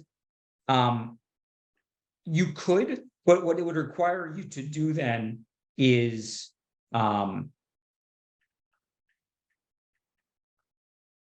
what I thought it made sense was freshwater wetlands, land subject to flooding, and coastal wetlands are the three broad categories. And then within those categories, there's lots of things that you guys can define. But those three broad categories are your jurisdiction. So the bylaw has to have something in there that says what you're allowed to regulate. And then it leaves a lot of the specific terms for you to figure out the details, but it still has to give you the categories. That's sort of how I envision that. So that no one's accusing you of basically making up your own jurisdiction. Okay, Ryan, I had two semantical, well, actually one semantical question. I Under the- love semantics, go. Under definition of buffer zone, last time, from the boundary of any resource area. Yep. Does land subject to flooding, which is a resource area, have a buffer zone? As defined currently? So you could, if you wanted it to. I know I could if I wanted it to, but from a pragmatic perspective, the buffer zone is protecting the functional interests of the particular resource area. The So function, not under our bylaw, though. Under our bylaw, the buffer zone is a separate protected area in and of itself. I understand it's a separate protected area, I get that, but it's protected because it's protecting something.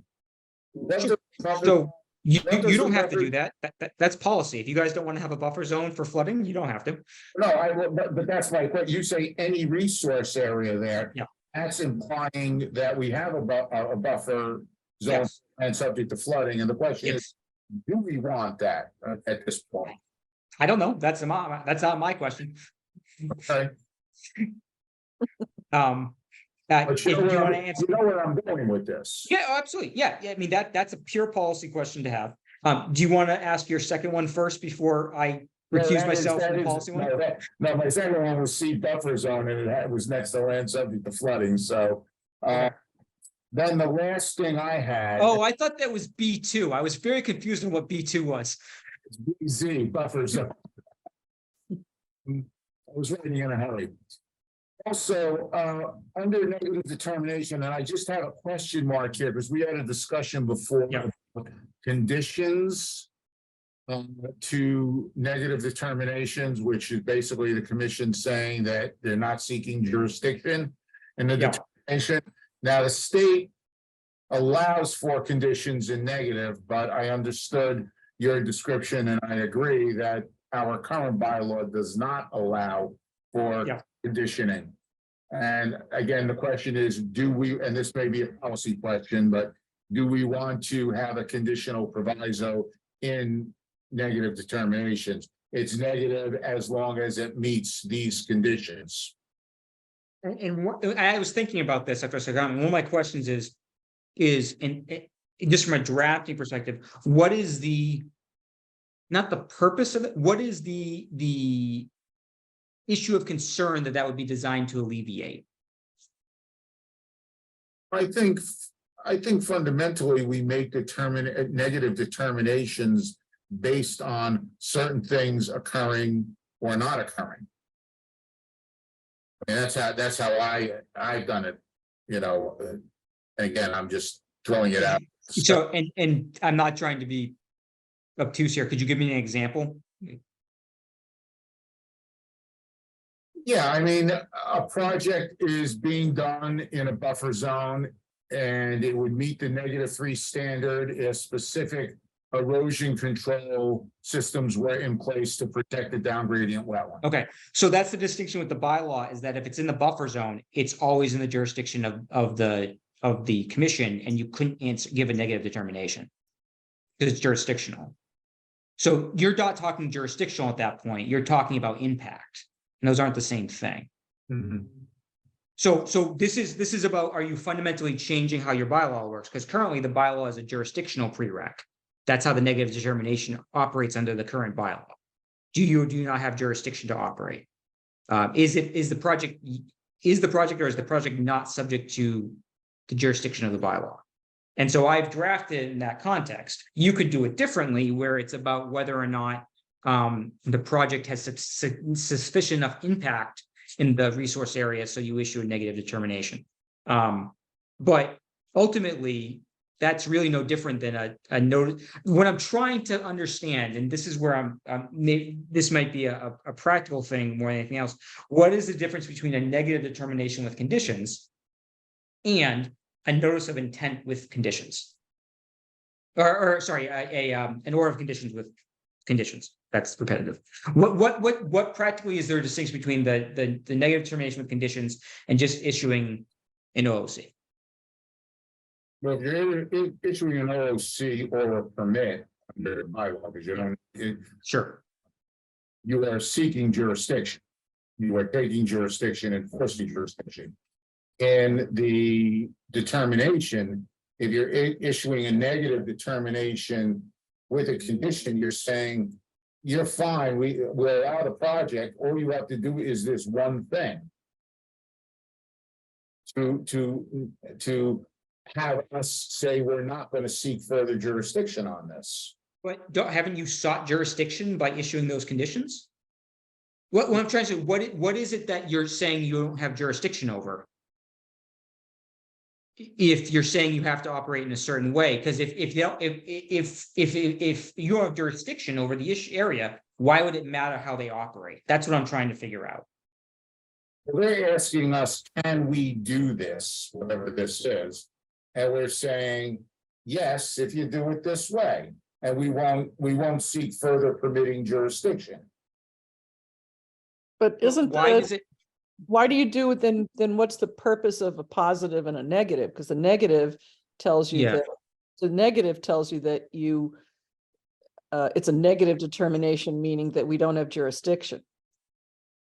Oh, it's not that we don't have it, we're not seeking it. There's no such thing as not seeking it. You either have it or you don't. That's what I don't understand. And maybe maybe DEP is operating differently because they're discussing whether or not they choose to have jurisdiction or not. But the commission either has jurisdiction or it doesn't.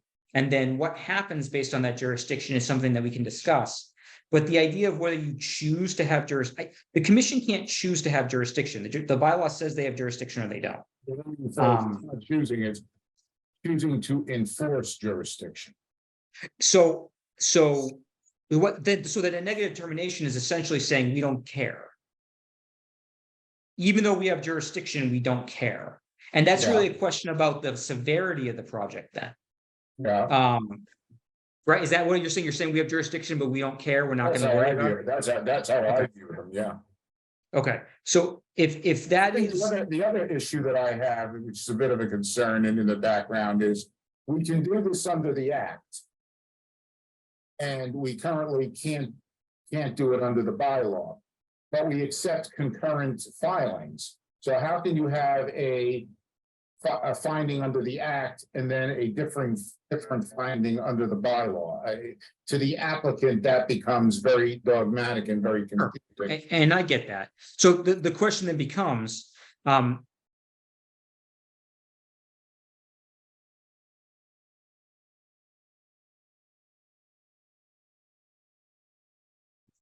what you are saying is that jurisdiction exists, notwithstanding that jurisdiction X, essentially.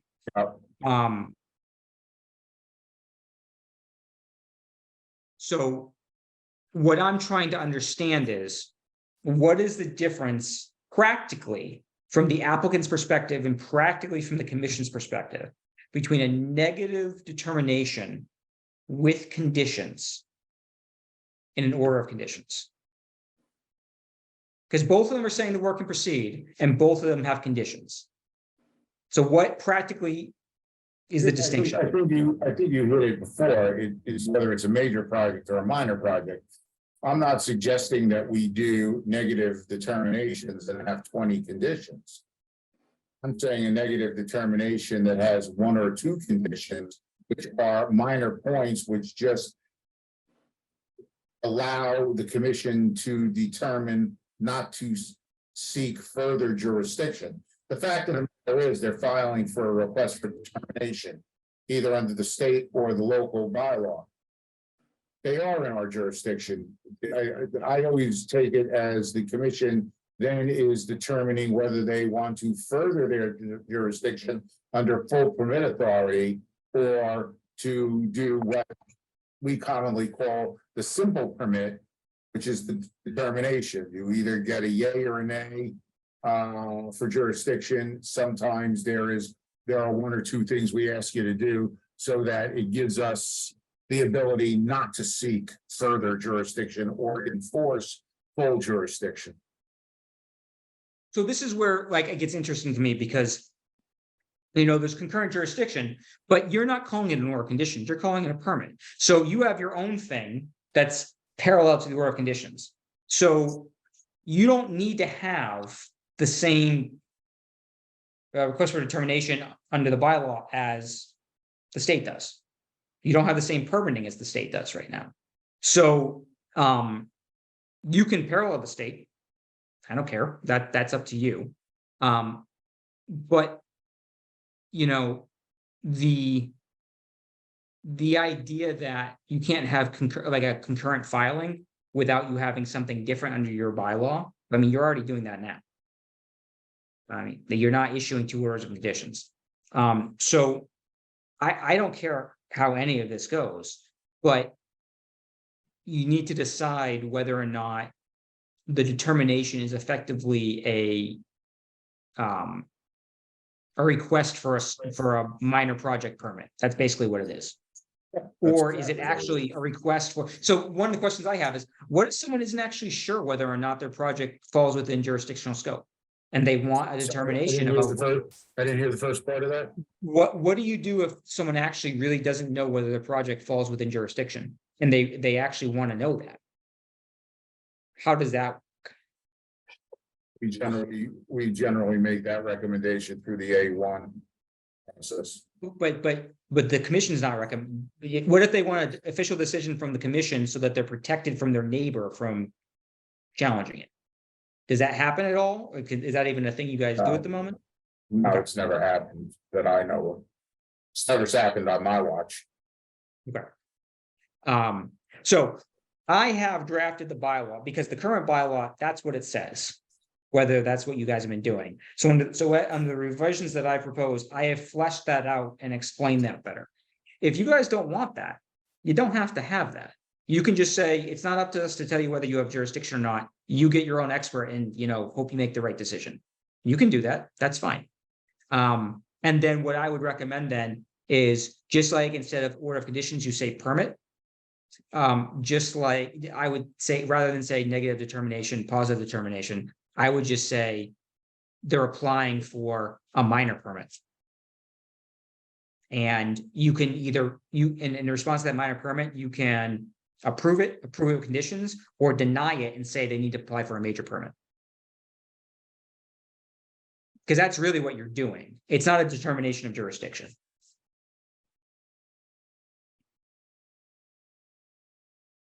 And I can't answer whether those are good or bad solutions or mechanisms for how you want to do this. That's something you guys have to decide.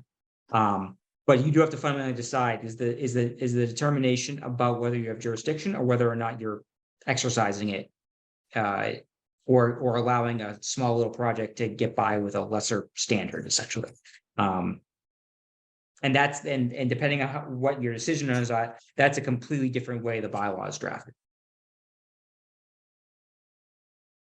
It would seem to me that if we're calling it a negative or a positive determination,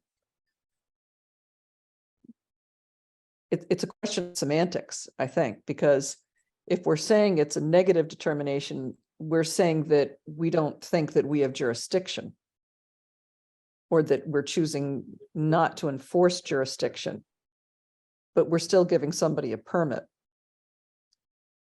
Right? Yeah, so the way I Every would. time, so yeah. if what you're doing is giving somebody a permit, you know, through this process, then it's a permitting process, not a jurisdictional application. It's you're giving somebody a permit because it's it's something that's minor. And so perhaps we shouldn't be calling it a negative determination or a positive determination. It's a question of semantics and saying this is a you know, minimal permit, or, you know, you could call it something else. But if you call it negative or positive determination, you're either admitting that you don't have jurisdiction or choose not to have jurisdiction, in which case you shouldn't be applying conditions. Or if it's a positive determination, then it gets bumped up a level. And there is nothing to prevent you from having both if you want to. You can have a determination regime where you can actually say whether you have jurisdiction or not. And then separately, you can have a minor permit and a major permit.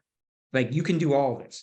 All I want to do is have clarity on what it is you want on all those things, so we can draft a bylaw accordingly. And whether DEP does it one way or not, in no way obligates you to do it the same way. So this is your opportunity. I guess this is where it's at. Because this is not going to happen again for a long time, probably. This is your opportunity to really decide what is it that you want in terms of applications that you review, in terms of the way you issue decisions, what types of decisions you issue, what can be applied for. All that needs to get decided now. And it can be as broad or as narrow as you want it to be, because this is entirely independent from the WPA. It just needs to be clear in the bylaw. What's the current definition, current bylaw definition of determination?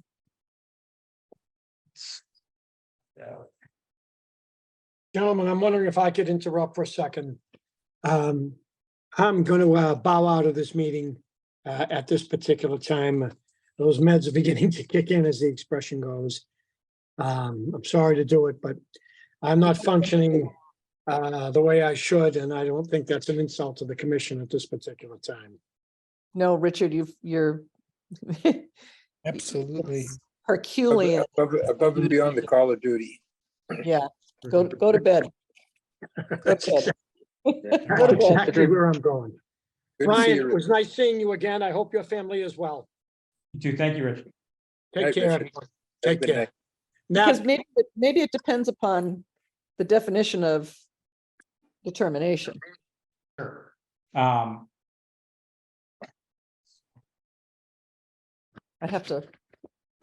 don't So have the it. way, so the bylaw doesn't define it, I don't believe, but what it says is, if the commission after a public hearing determines that activities which are subject to the application are likely to have significant or cumulative effect upon the wetlands values, the commission shall issue or deny a permit for the activities requested. If it issues a permit, blah, blah, blah, blah, blah.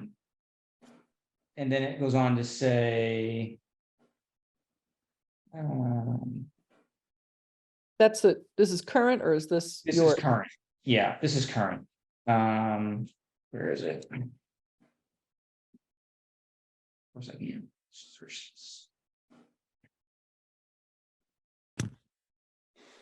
Because It does, there's no, I don't believe there's a definition of determination. That's one, there's no definition of determination. It's just in the body okay, of the text. And the way it reads is, I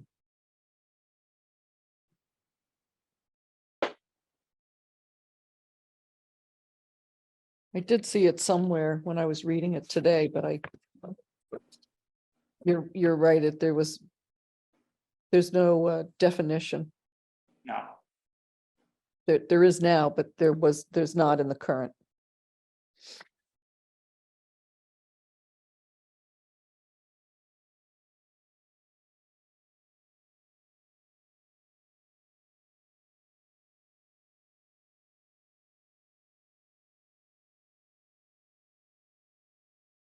I have a scanned copy that I can search. You can't search the one online because it's Yeah, scanned in, but I have converted one. I should be able to do that.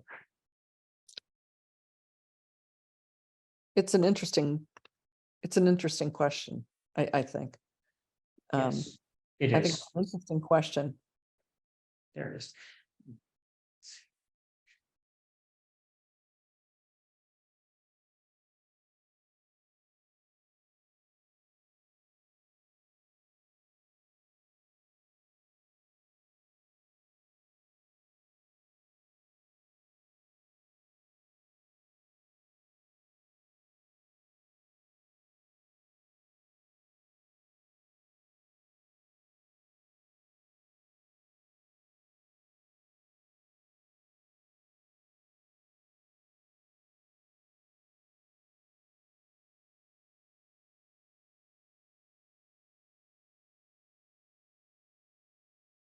So it's not in the in the bylaw.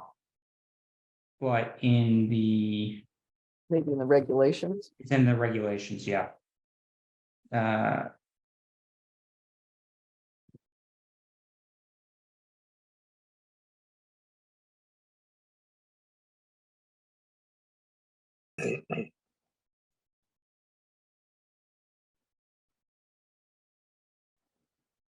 No, it's not there. I apologize. This is, it's, the bylaw is not clear on a lot of things. And I think if I bring it up here, we'll be here.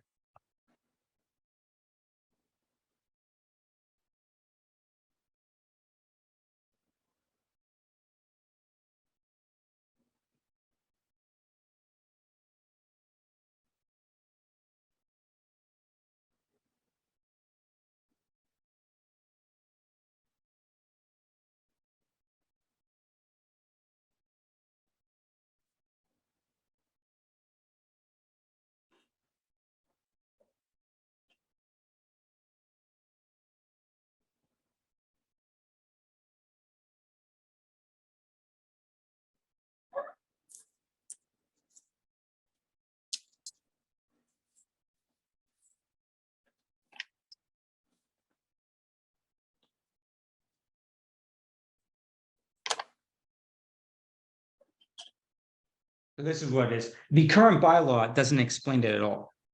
Okay, The proposed bylaw that you guys drafted in the spring specifically says any person desiring to know whether a proposed activity or specific area is subject to this bylaw may in writing to the commission request a determination.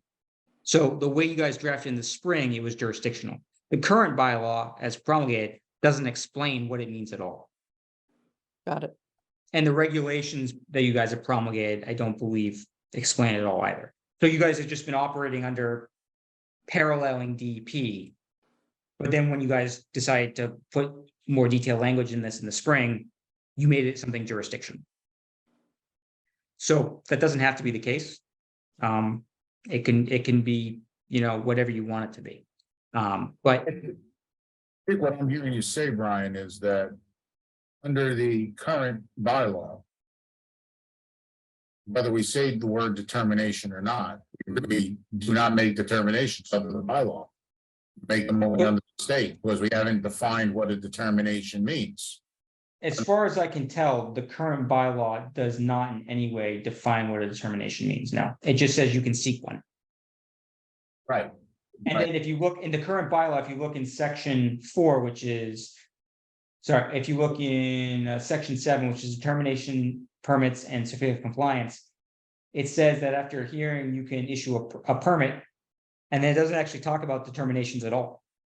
So there's no explanation, as far as I can tell, in the current bylaw on what a determination is. You can request one, and it can be issued, but there's no explanation for what it means. So that's not great, and I do think it should be specified. But what that means is up to you guys. You Yeah. can parallel DEP if you want to. You can go your own way. It's kind of what you guys had started doing in the spring. Or you can do both. You can do what DEP does and do something jurisdictional as well. None of that is a legal issue as long as it's fully I defined think and it's a really explained. interesting. Yeah, I We're said, gonna have do you- another, are we gonna have another meeting to, like, that's perhaps not at the end of a, not at the end of a long meeting where we Yeah, can. I mean, this is, On this. so one thing I'll say about this is the question of what a determination means is kind of fundamental to a lot of the bylaw, and changing that will change a lot of what's drafted, which is fine. It just, that decision at least, all the other decisions are, oh, we want to tweak this section, or we like that, we're gonna put that in or take this out. That question of what a determination is a massive rewrite potentially of the bylaw, and if nothing else, that decision, I would like to have some clarity on sooner rather than later. Because that's really about what it is that you guys are looking to have jurisdiction over and be applied for and issue decisions with respect to. And so that will have impact across almost the entirety of the draft of the bylaw. I can't simply pull something out and plug something else in one section if you guys decide to make a change there. So I guess given, what time it is, and if you guys are feeling you want to be close to done today, I would say if the choice is between going through the rest of the draft and discussing it versus figuring out this issue is more important because it may result in a lot of the draft you have being irrelevant.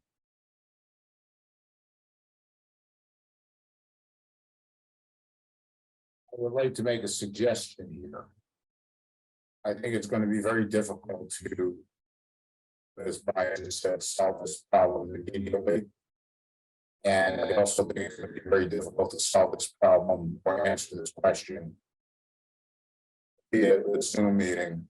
I would suggest that we should think about having a posted workshop in which we get together in the room outside my office in Town Hall some evening, starting at, 5, 6 o'clock, and just busting it for 3-4 hours and discuss this stuff. We're doing it bits and pieces, and we're putting Brian on the spot, and Brian can't answer. He can answer the legal philosophy, but he can't read all of our minds all the time. I think we have to come together and give him some coalesced document that we have vetted between ourselves, and then have him review it for its legal accuracy and validity. I think that's the only way we're going to get this done, because I can see us going, Brian, when do we have to have this done for fall town meeting? So there's the theoretical deadline, and then there is the reality deadline. I'll give you both in a second.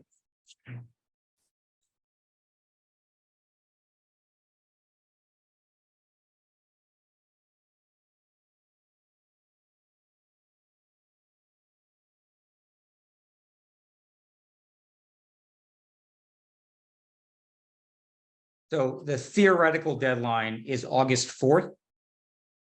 The real deadline, because I'm involved in drafting it, is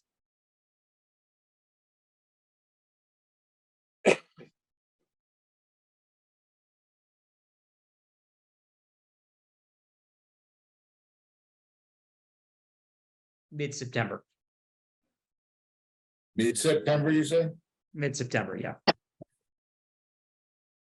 So, Because, August 7th is really the date to make sure that I have the ability to review it. But I'm not getting this as a surprise that I'll have to look at right before town meeting. So mid-September is when it needs to be there for FinCom and Select Board to review. I think we're, one issue that I'm having tonight is that this is the first time that we've realized it's nobody's fault. It's just that this has come up now, and I think it definitely needs some review and question. There are questions about it, and are there any other things that we should be considering so that we have an agenda if we get together as a commission and sit outside of Mark's office or, you know, in that other room? And do we have a list of pressing things that we need to talk about? So that we can at least give you some direction.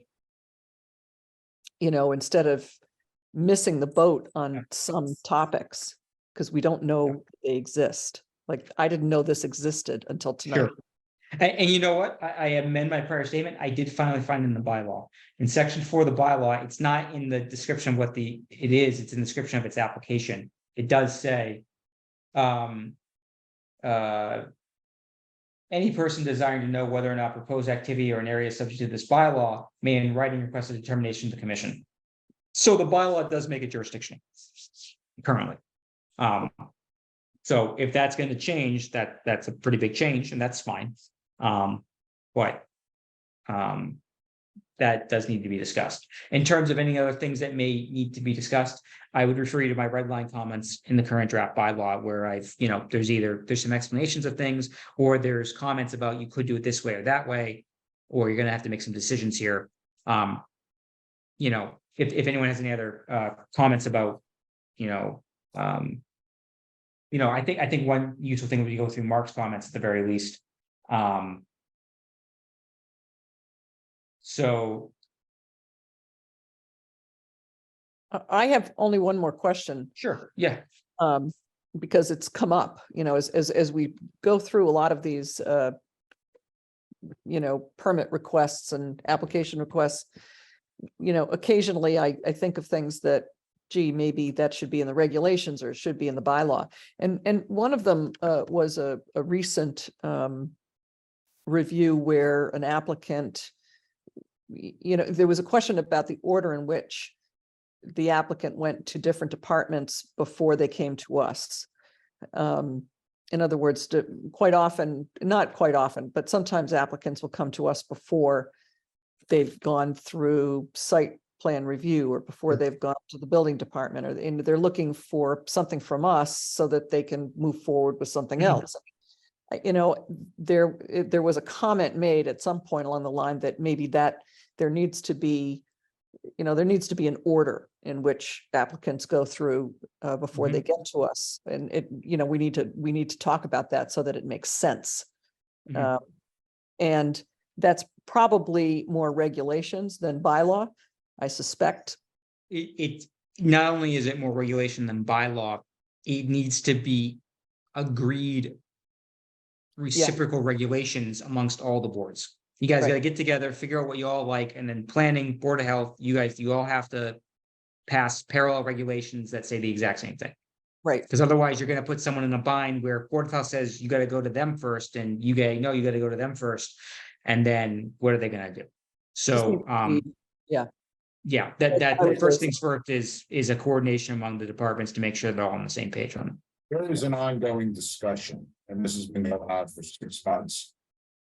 Which comes first, chicken and the egg.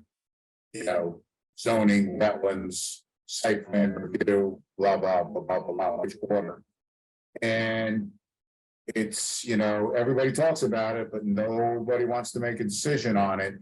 And I acknowledge that, knowing where a wetland line is or knowing where wetland jurisdiction is pretty early in the process. But issuing an order of conditions on a plan of record, that gets dicey when we're issuing a permit on an early iteration of a project, and then that project changes down the line. Now that's what Viewpoint is supposed to do in terms of presenting a work plan. It's not doing it yet. The platform is there, but it's not being fully utilized. So I agree with you, Patty. It's something that has to be, determined. We're still working out the glitches in the portal itself. And we're trying to get people, in a sequencing that everybody agrees to. And Brian's right. We can agree to it fundamentally around the table. But what do the regulations say? What happens when the attorney for the client says, wait a minute, why didn't you issue a permit? There's nothing here that says you need that before you can do this. That is a town-wide issue. And I think that's something that again, that's a town-wide, department-wide issue. Yep, I agree completely. I agree. But may not belong in this discussion, but it belongs somewhere and it has to be stated somewhere in our regulations. And so I just thought I would bring that up as a ancillary topic, but Again, to expedite this process, are we prepared to agree to at least work towards a workshop within the next month? Yeah. To hammer this out? We just keep nipping, from my perspective, we keep nipping at it, and we're not really giving Brian a lot to work with, you know, in terms of what we desire. And if we can't do what we desire, you know, at least we tell Brian what we want, and he can then say can or can't. Or if you want to do that, this is what you have to do that. I really, and you know, I'll extend beyond just the weeknight. If you want to do it on a Saturday, you know, you take 6 hours on a Saturday to do it. I mean, if not in the summer, well, if sorry. that's what it takes, that's what it takes. I mean, we've got. not in the summer. Well, I'm we not got coming. one that's outdated and is not properly functioning, and it's got to be addressed. That's So towards that end, the other thing I will say is one of the reasons why I drafted those regulatory revisions now is they address your immediate concerns. Now, absent the fact that you can't limit freshwater wetlands to the size you want it to. Other than that, they address your immediate concerns. So if you don't get this resolved in the fall, it's not the end of the world if this goes to next spring. And Yeah, like I said, this is your one time doing this. Like, I don't think you're going to do this again in the next 10 to 15 years. So We shouldn't. So I mean, it's not fair it's to go more, to town yeah, meeting. it's more important to get this right and have it be exactly what you want it to be. Yep. And I do think, I do agree, like, I do think this should require at least one meeting of you guys where this is your only concern. Yep. And you know, whether that's an extra meeting or however you guys do it, I do agree that should happen. And in that meeting, you know, I am happy to be there to just give you immediate feedback on viability of your thoughts so that you guys can be brainstorming. I go, yeah, I can do that, or no, there's no way I can do it, and this is why, so that you don't go down a rabbit hole discussing something that's actually legally non-feasible. And I'm not going to like get involved in the brainstorming of like what you should or should not be doing, but I'll definitely be there if you want to keep guardrails on the discussion so it doesn't go anywhere that's ultimately fruitless. I think that's a good idea.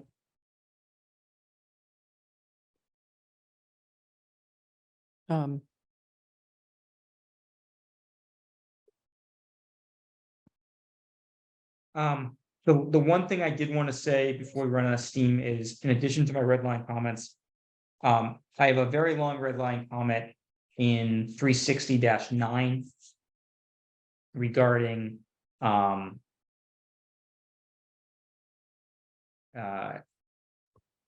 bonding and other issues of ensuring compliance.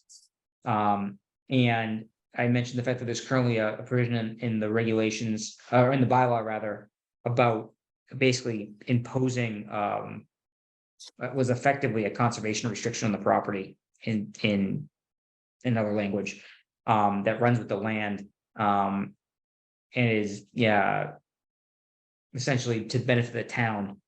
And that's basically it's essentially the bylaw tried to create the equivalent of a performance covenant under the subdivision control law, where the planning board has control of the release of lots. It's basically what they tried to do. And you can't create that regime by bylaw. You know, there's no statute that authorizes that. Restrictions do not run with the land unless they're, you know, absence of very specific circumstances, unless you have a benefiting parcel, and you can't just have the town hold that authority, absence of statutory underpinning. So I had suggested some ways to get around that, one of which is through the new stormwater bylaw that creates a separate regime. Another option I hadn't mentioned before, but I thought I would, is you could, by condition, in your conditions, say, you know, this this OC is for this big parcel. This parcel is contemplated as eventually being broken up into separate lots, or if you issue parallel OOCs for multiple lots in a subdivision that's going through subdivision approval and you issue, the same OOC for 5 lots. The OOC or those OOCs can say none of these lots can be sold off by the developer until such time as all the underlying stormwater or drainage or whatever requirements of the OCR have been completed. And that way it's in the recorded document of the OC. It's cumbersome to have to do that each time. But that is a way of doing it. And you just have these standard conditions that you would put in whenever you have a multi-lot development to make sure that none of those lots get sold off each time. It wouldn't be in the bylaw, it wouldn't be in the regulation. It would just be something you do each time as part of your standard conditions under any permit. So that's one way of doing it. I would say you don't need to do that because you have the stormwater bylaw, which basically takes care of any stormwater drainage issues on any multi-lot subdivisions. I've recommended this in other towns where there is no stormwater bylaw, that there's no other way to ensure this other than doing it through the OC. But if you want to basically parallel the stormwater bylaw provisions in your orders of conditions each time, or in your permits each time, you could do that. And that isn't limited to the bylaw, it isn't limited to the regs. You can do it under the OC and the permit because it's just your conditions. And it's a way to ensure that all of the subdivision as a whole, wetlands related construction gets done before any lots get sold off. So you're not dealing with 4 different owners that have to do something that's interconnected. And the reason why we did that in the stormwater bylaw is that whenever you have a multi-lot development where there are stormwater systems that go across lots. So you might have, swales or drainage systems, whatever, that are multi-lot. And so you got to deal with easements and issues of who's going to be responsible for building that and maintaining it and repairing it.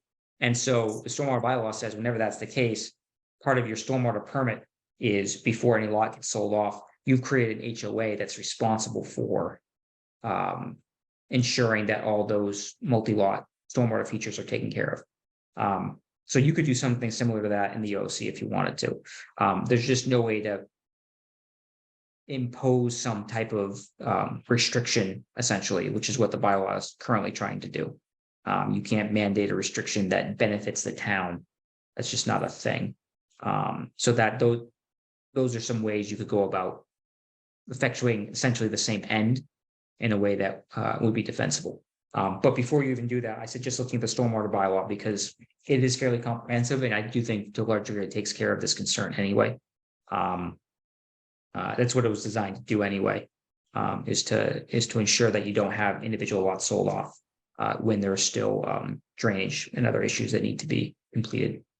But other than that, as I said, I'm happy to answer any more questions or we have more discussion, but I don't want us to get too far into the weeds if you guys are going to fundamentally change how you're thinking about what this bylaw is.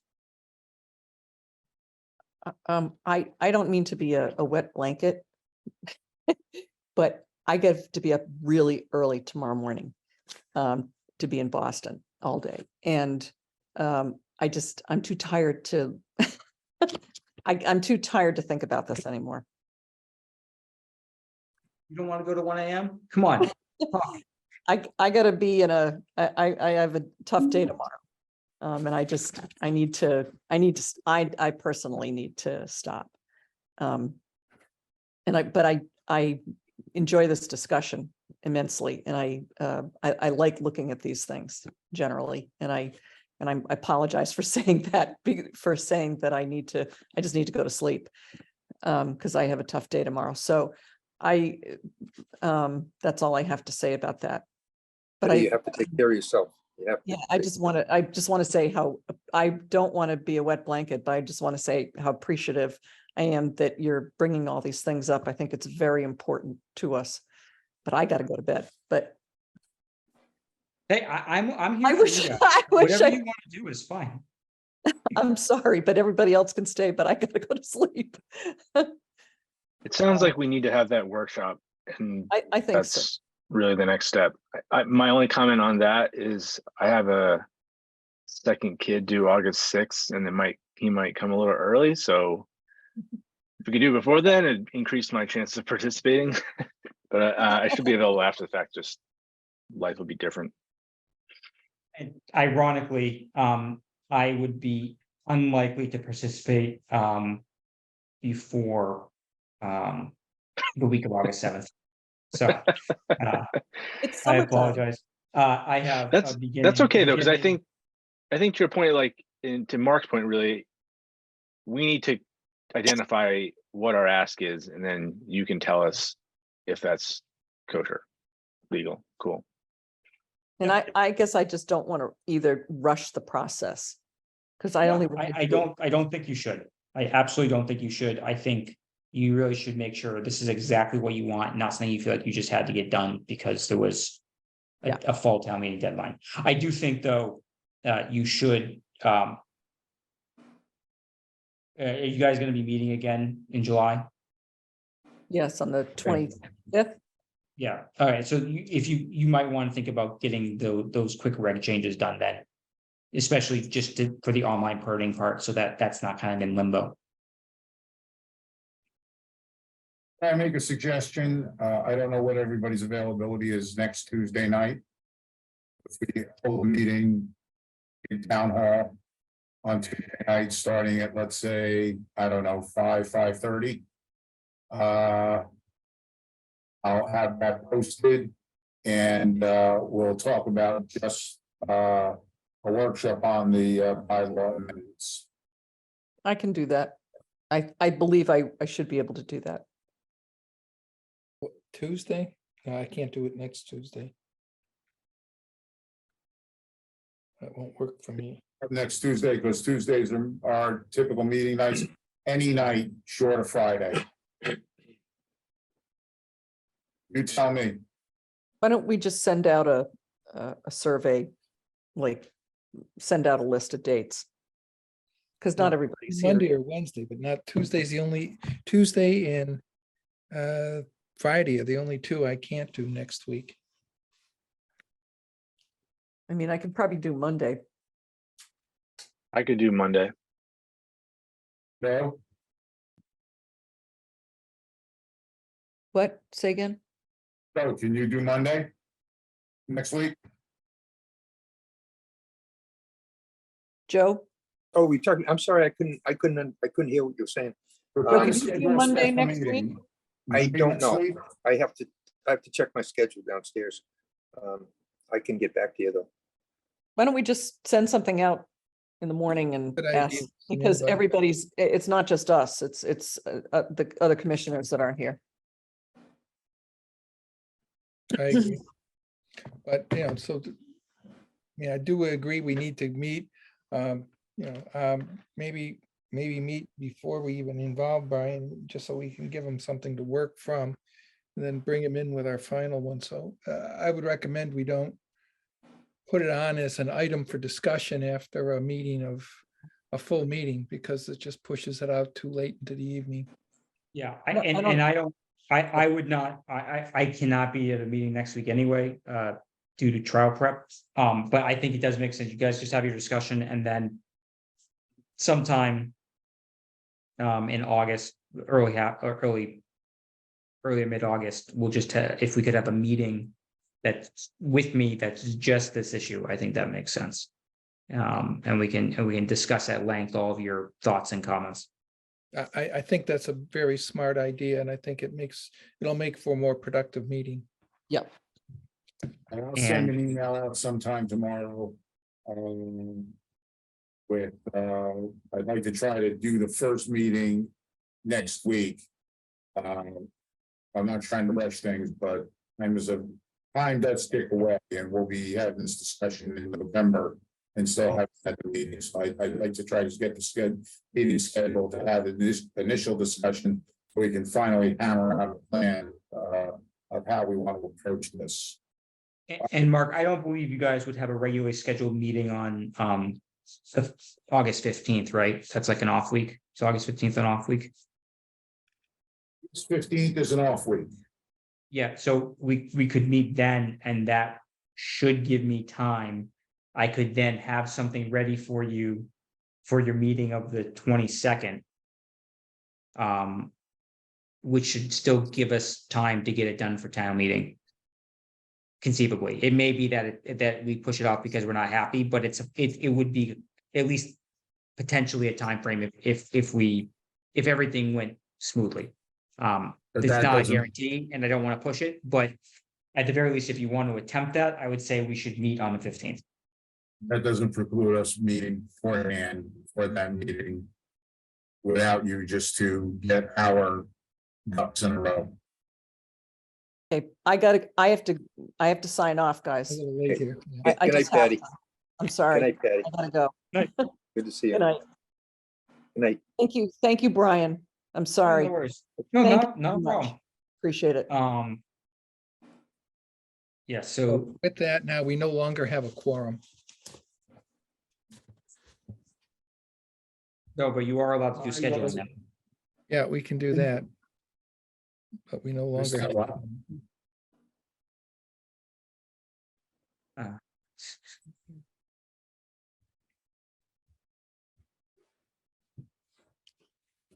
So,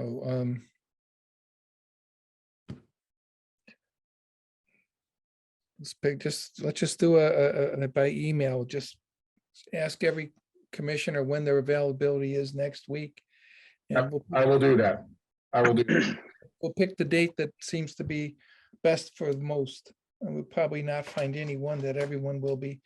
And then we can schedule after that. We'll schedule a meeting with Brian, knowing his schedule for trial prep and be mindful of it, but we'll have our ducks in a row and hopefully have something sent to him previous to that meeting. So he'll have something to digest and not Yeah. just sit there at the meeting, hearing it for the first time. Yeah, if we could meet on the 15th, and if you guys could have something to me the prior week, that would be great. Okay, I think we're done with bylaw revisions for now. I'm gonna pass on reporting on enforcement. Again, we're done anyway if you don't have a quorum. Yeah, we can't go any further other than to Right. adjourn. So I was going to say I'm gonna pass, but we don't. Yeah. Oh, Okay, well, that sounds fine from a scheduling perspective. Like I said, if we can make town meeting, great, but I want to make sure you guys have what you want, so. Okay, I guess on that note, unless you want to schedule anything more farther out, I am Let's going try to. to keep it tight and close. And if we have a problem with our first meeting next week where we don't get much done, we'll let you know so we can push it out then. But I'd rather That's just keep it nice and tight as soon as, so we can get it out as quickly as possible to you. If we have And- 3 weeks, we're gonna end up using 3.5. So I'd rather give us a little bit of time. And, Yeah. and next week, if for some reason you're in your meeting in the evening and you have a question you want to ask me right away, I would be available, Tuesday, Wednesday, and Friday evening, not Monday or Thursday. Okay. So So if Tuesday and Thursday, you were like, oh, well, X, guys call me. if That's we fine. have to, if we have a question, it isn't urgent, we'll just, I'll have Mark, if you wouldn't mind, so Mark can send you the email with the question. And that way you'll have it. Yeah. And we can get a response, but I do think let's focus on getting our meeting for next week. And if it goes well and we have something ready, then, you know, then we do have a viable August 15th or whatever. If we don't have much going on, then Mark will let you know, we could push it out, but we can't push it out too long. Okay. All right. Thank you, guys. Okay, thank you. Thank you, Brian. Have a good night. Thanks, Good Brian. night. Good night. So with the commissioners left, we'll entertain a motion to adjourn, which we have to do. So moved. Second. Seconded motion, all in favor, roll call vote, Joe, Yes. Matt, Yes. and I'm a yes, so that is unanimous, so we are adjourned.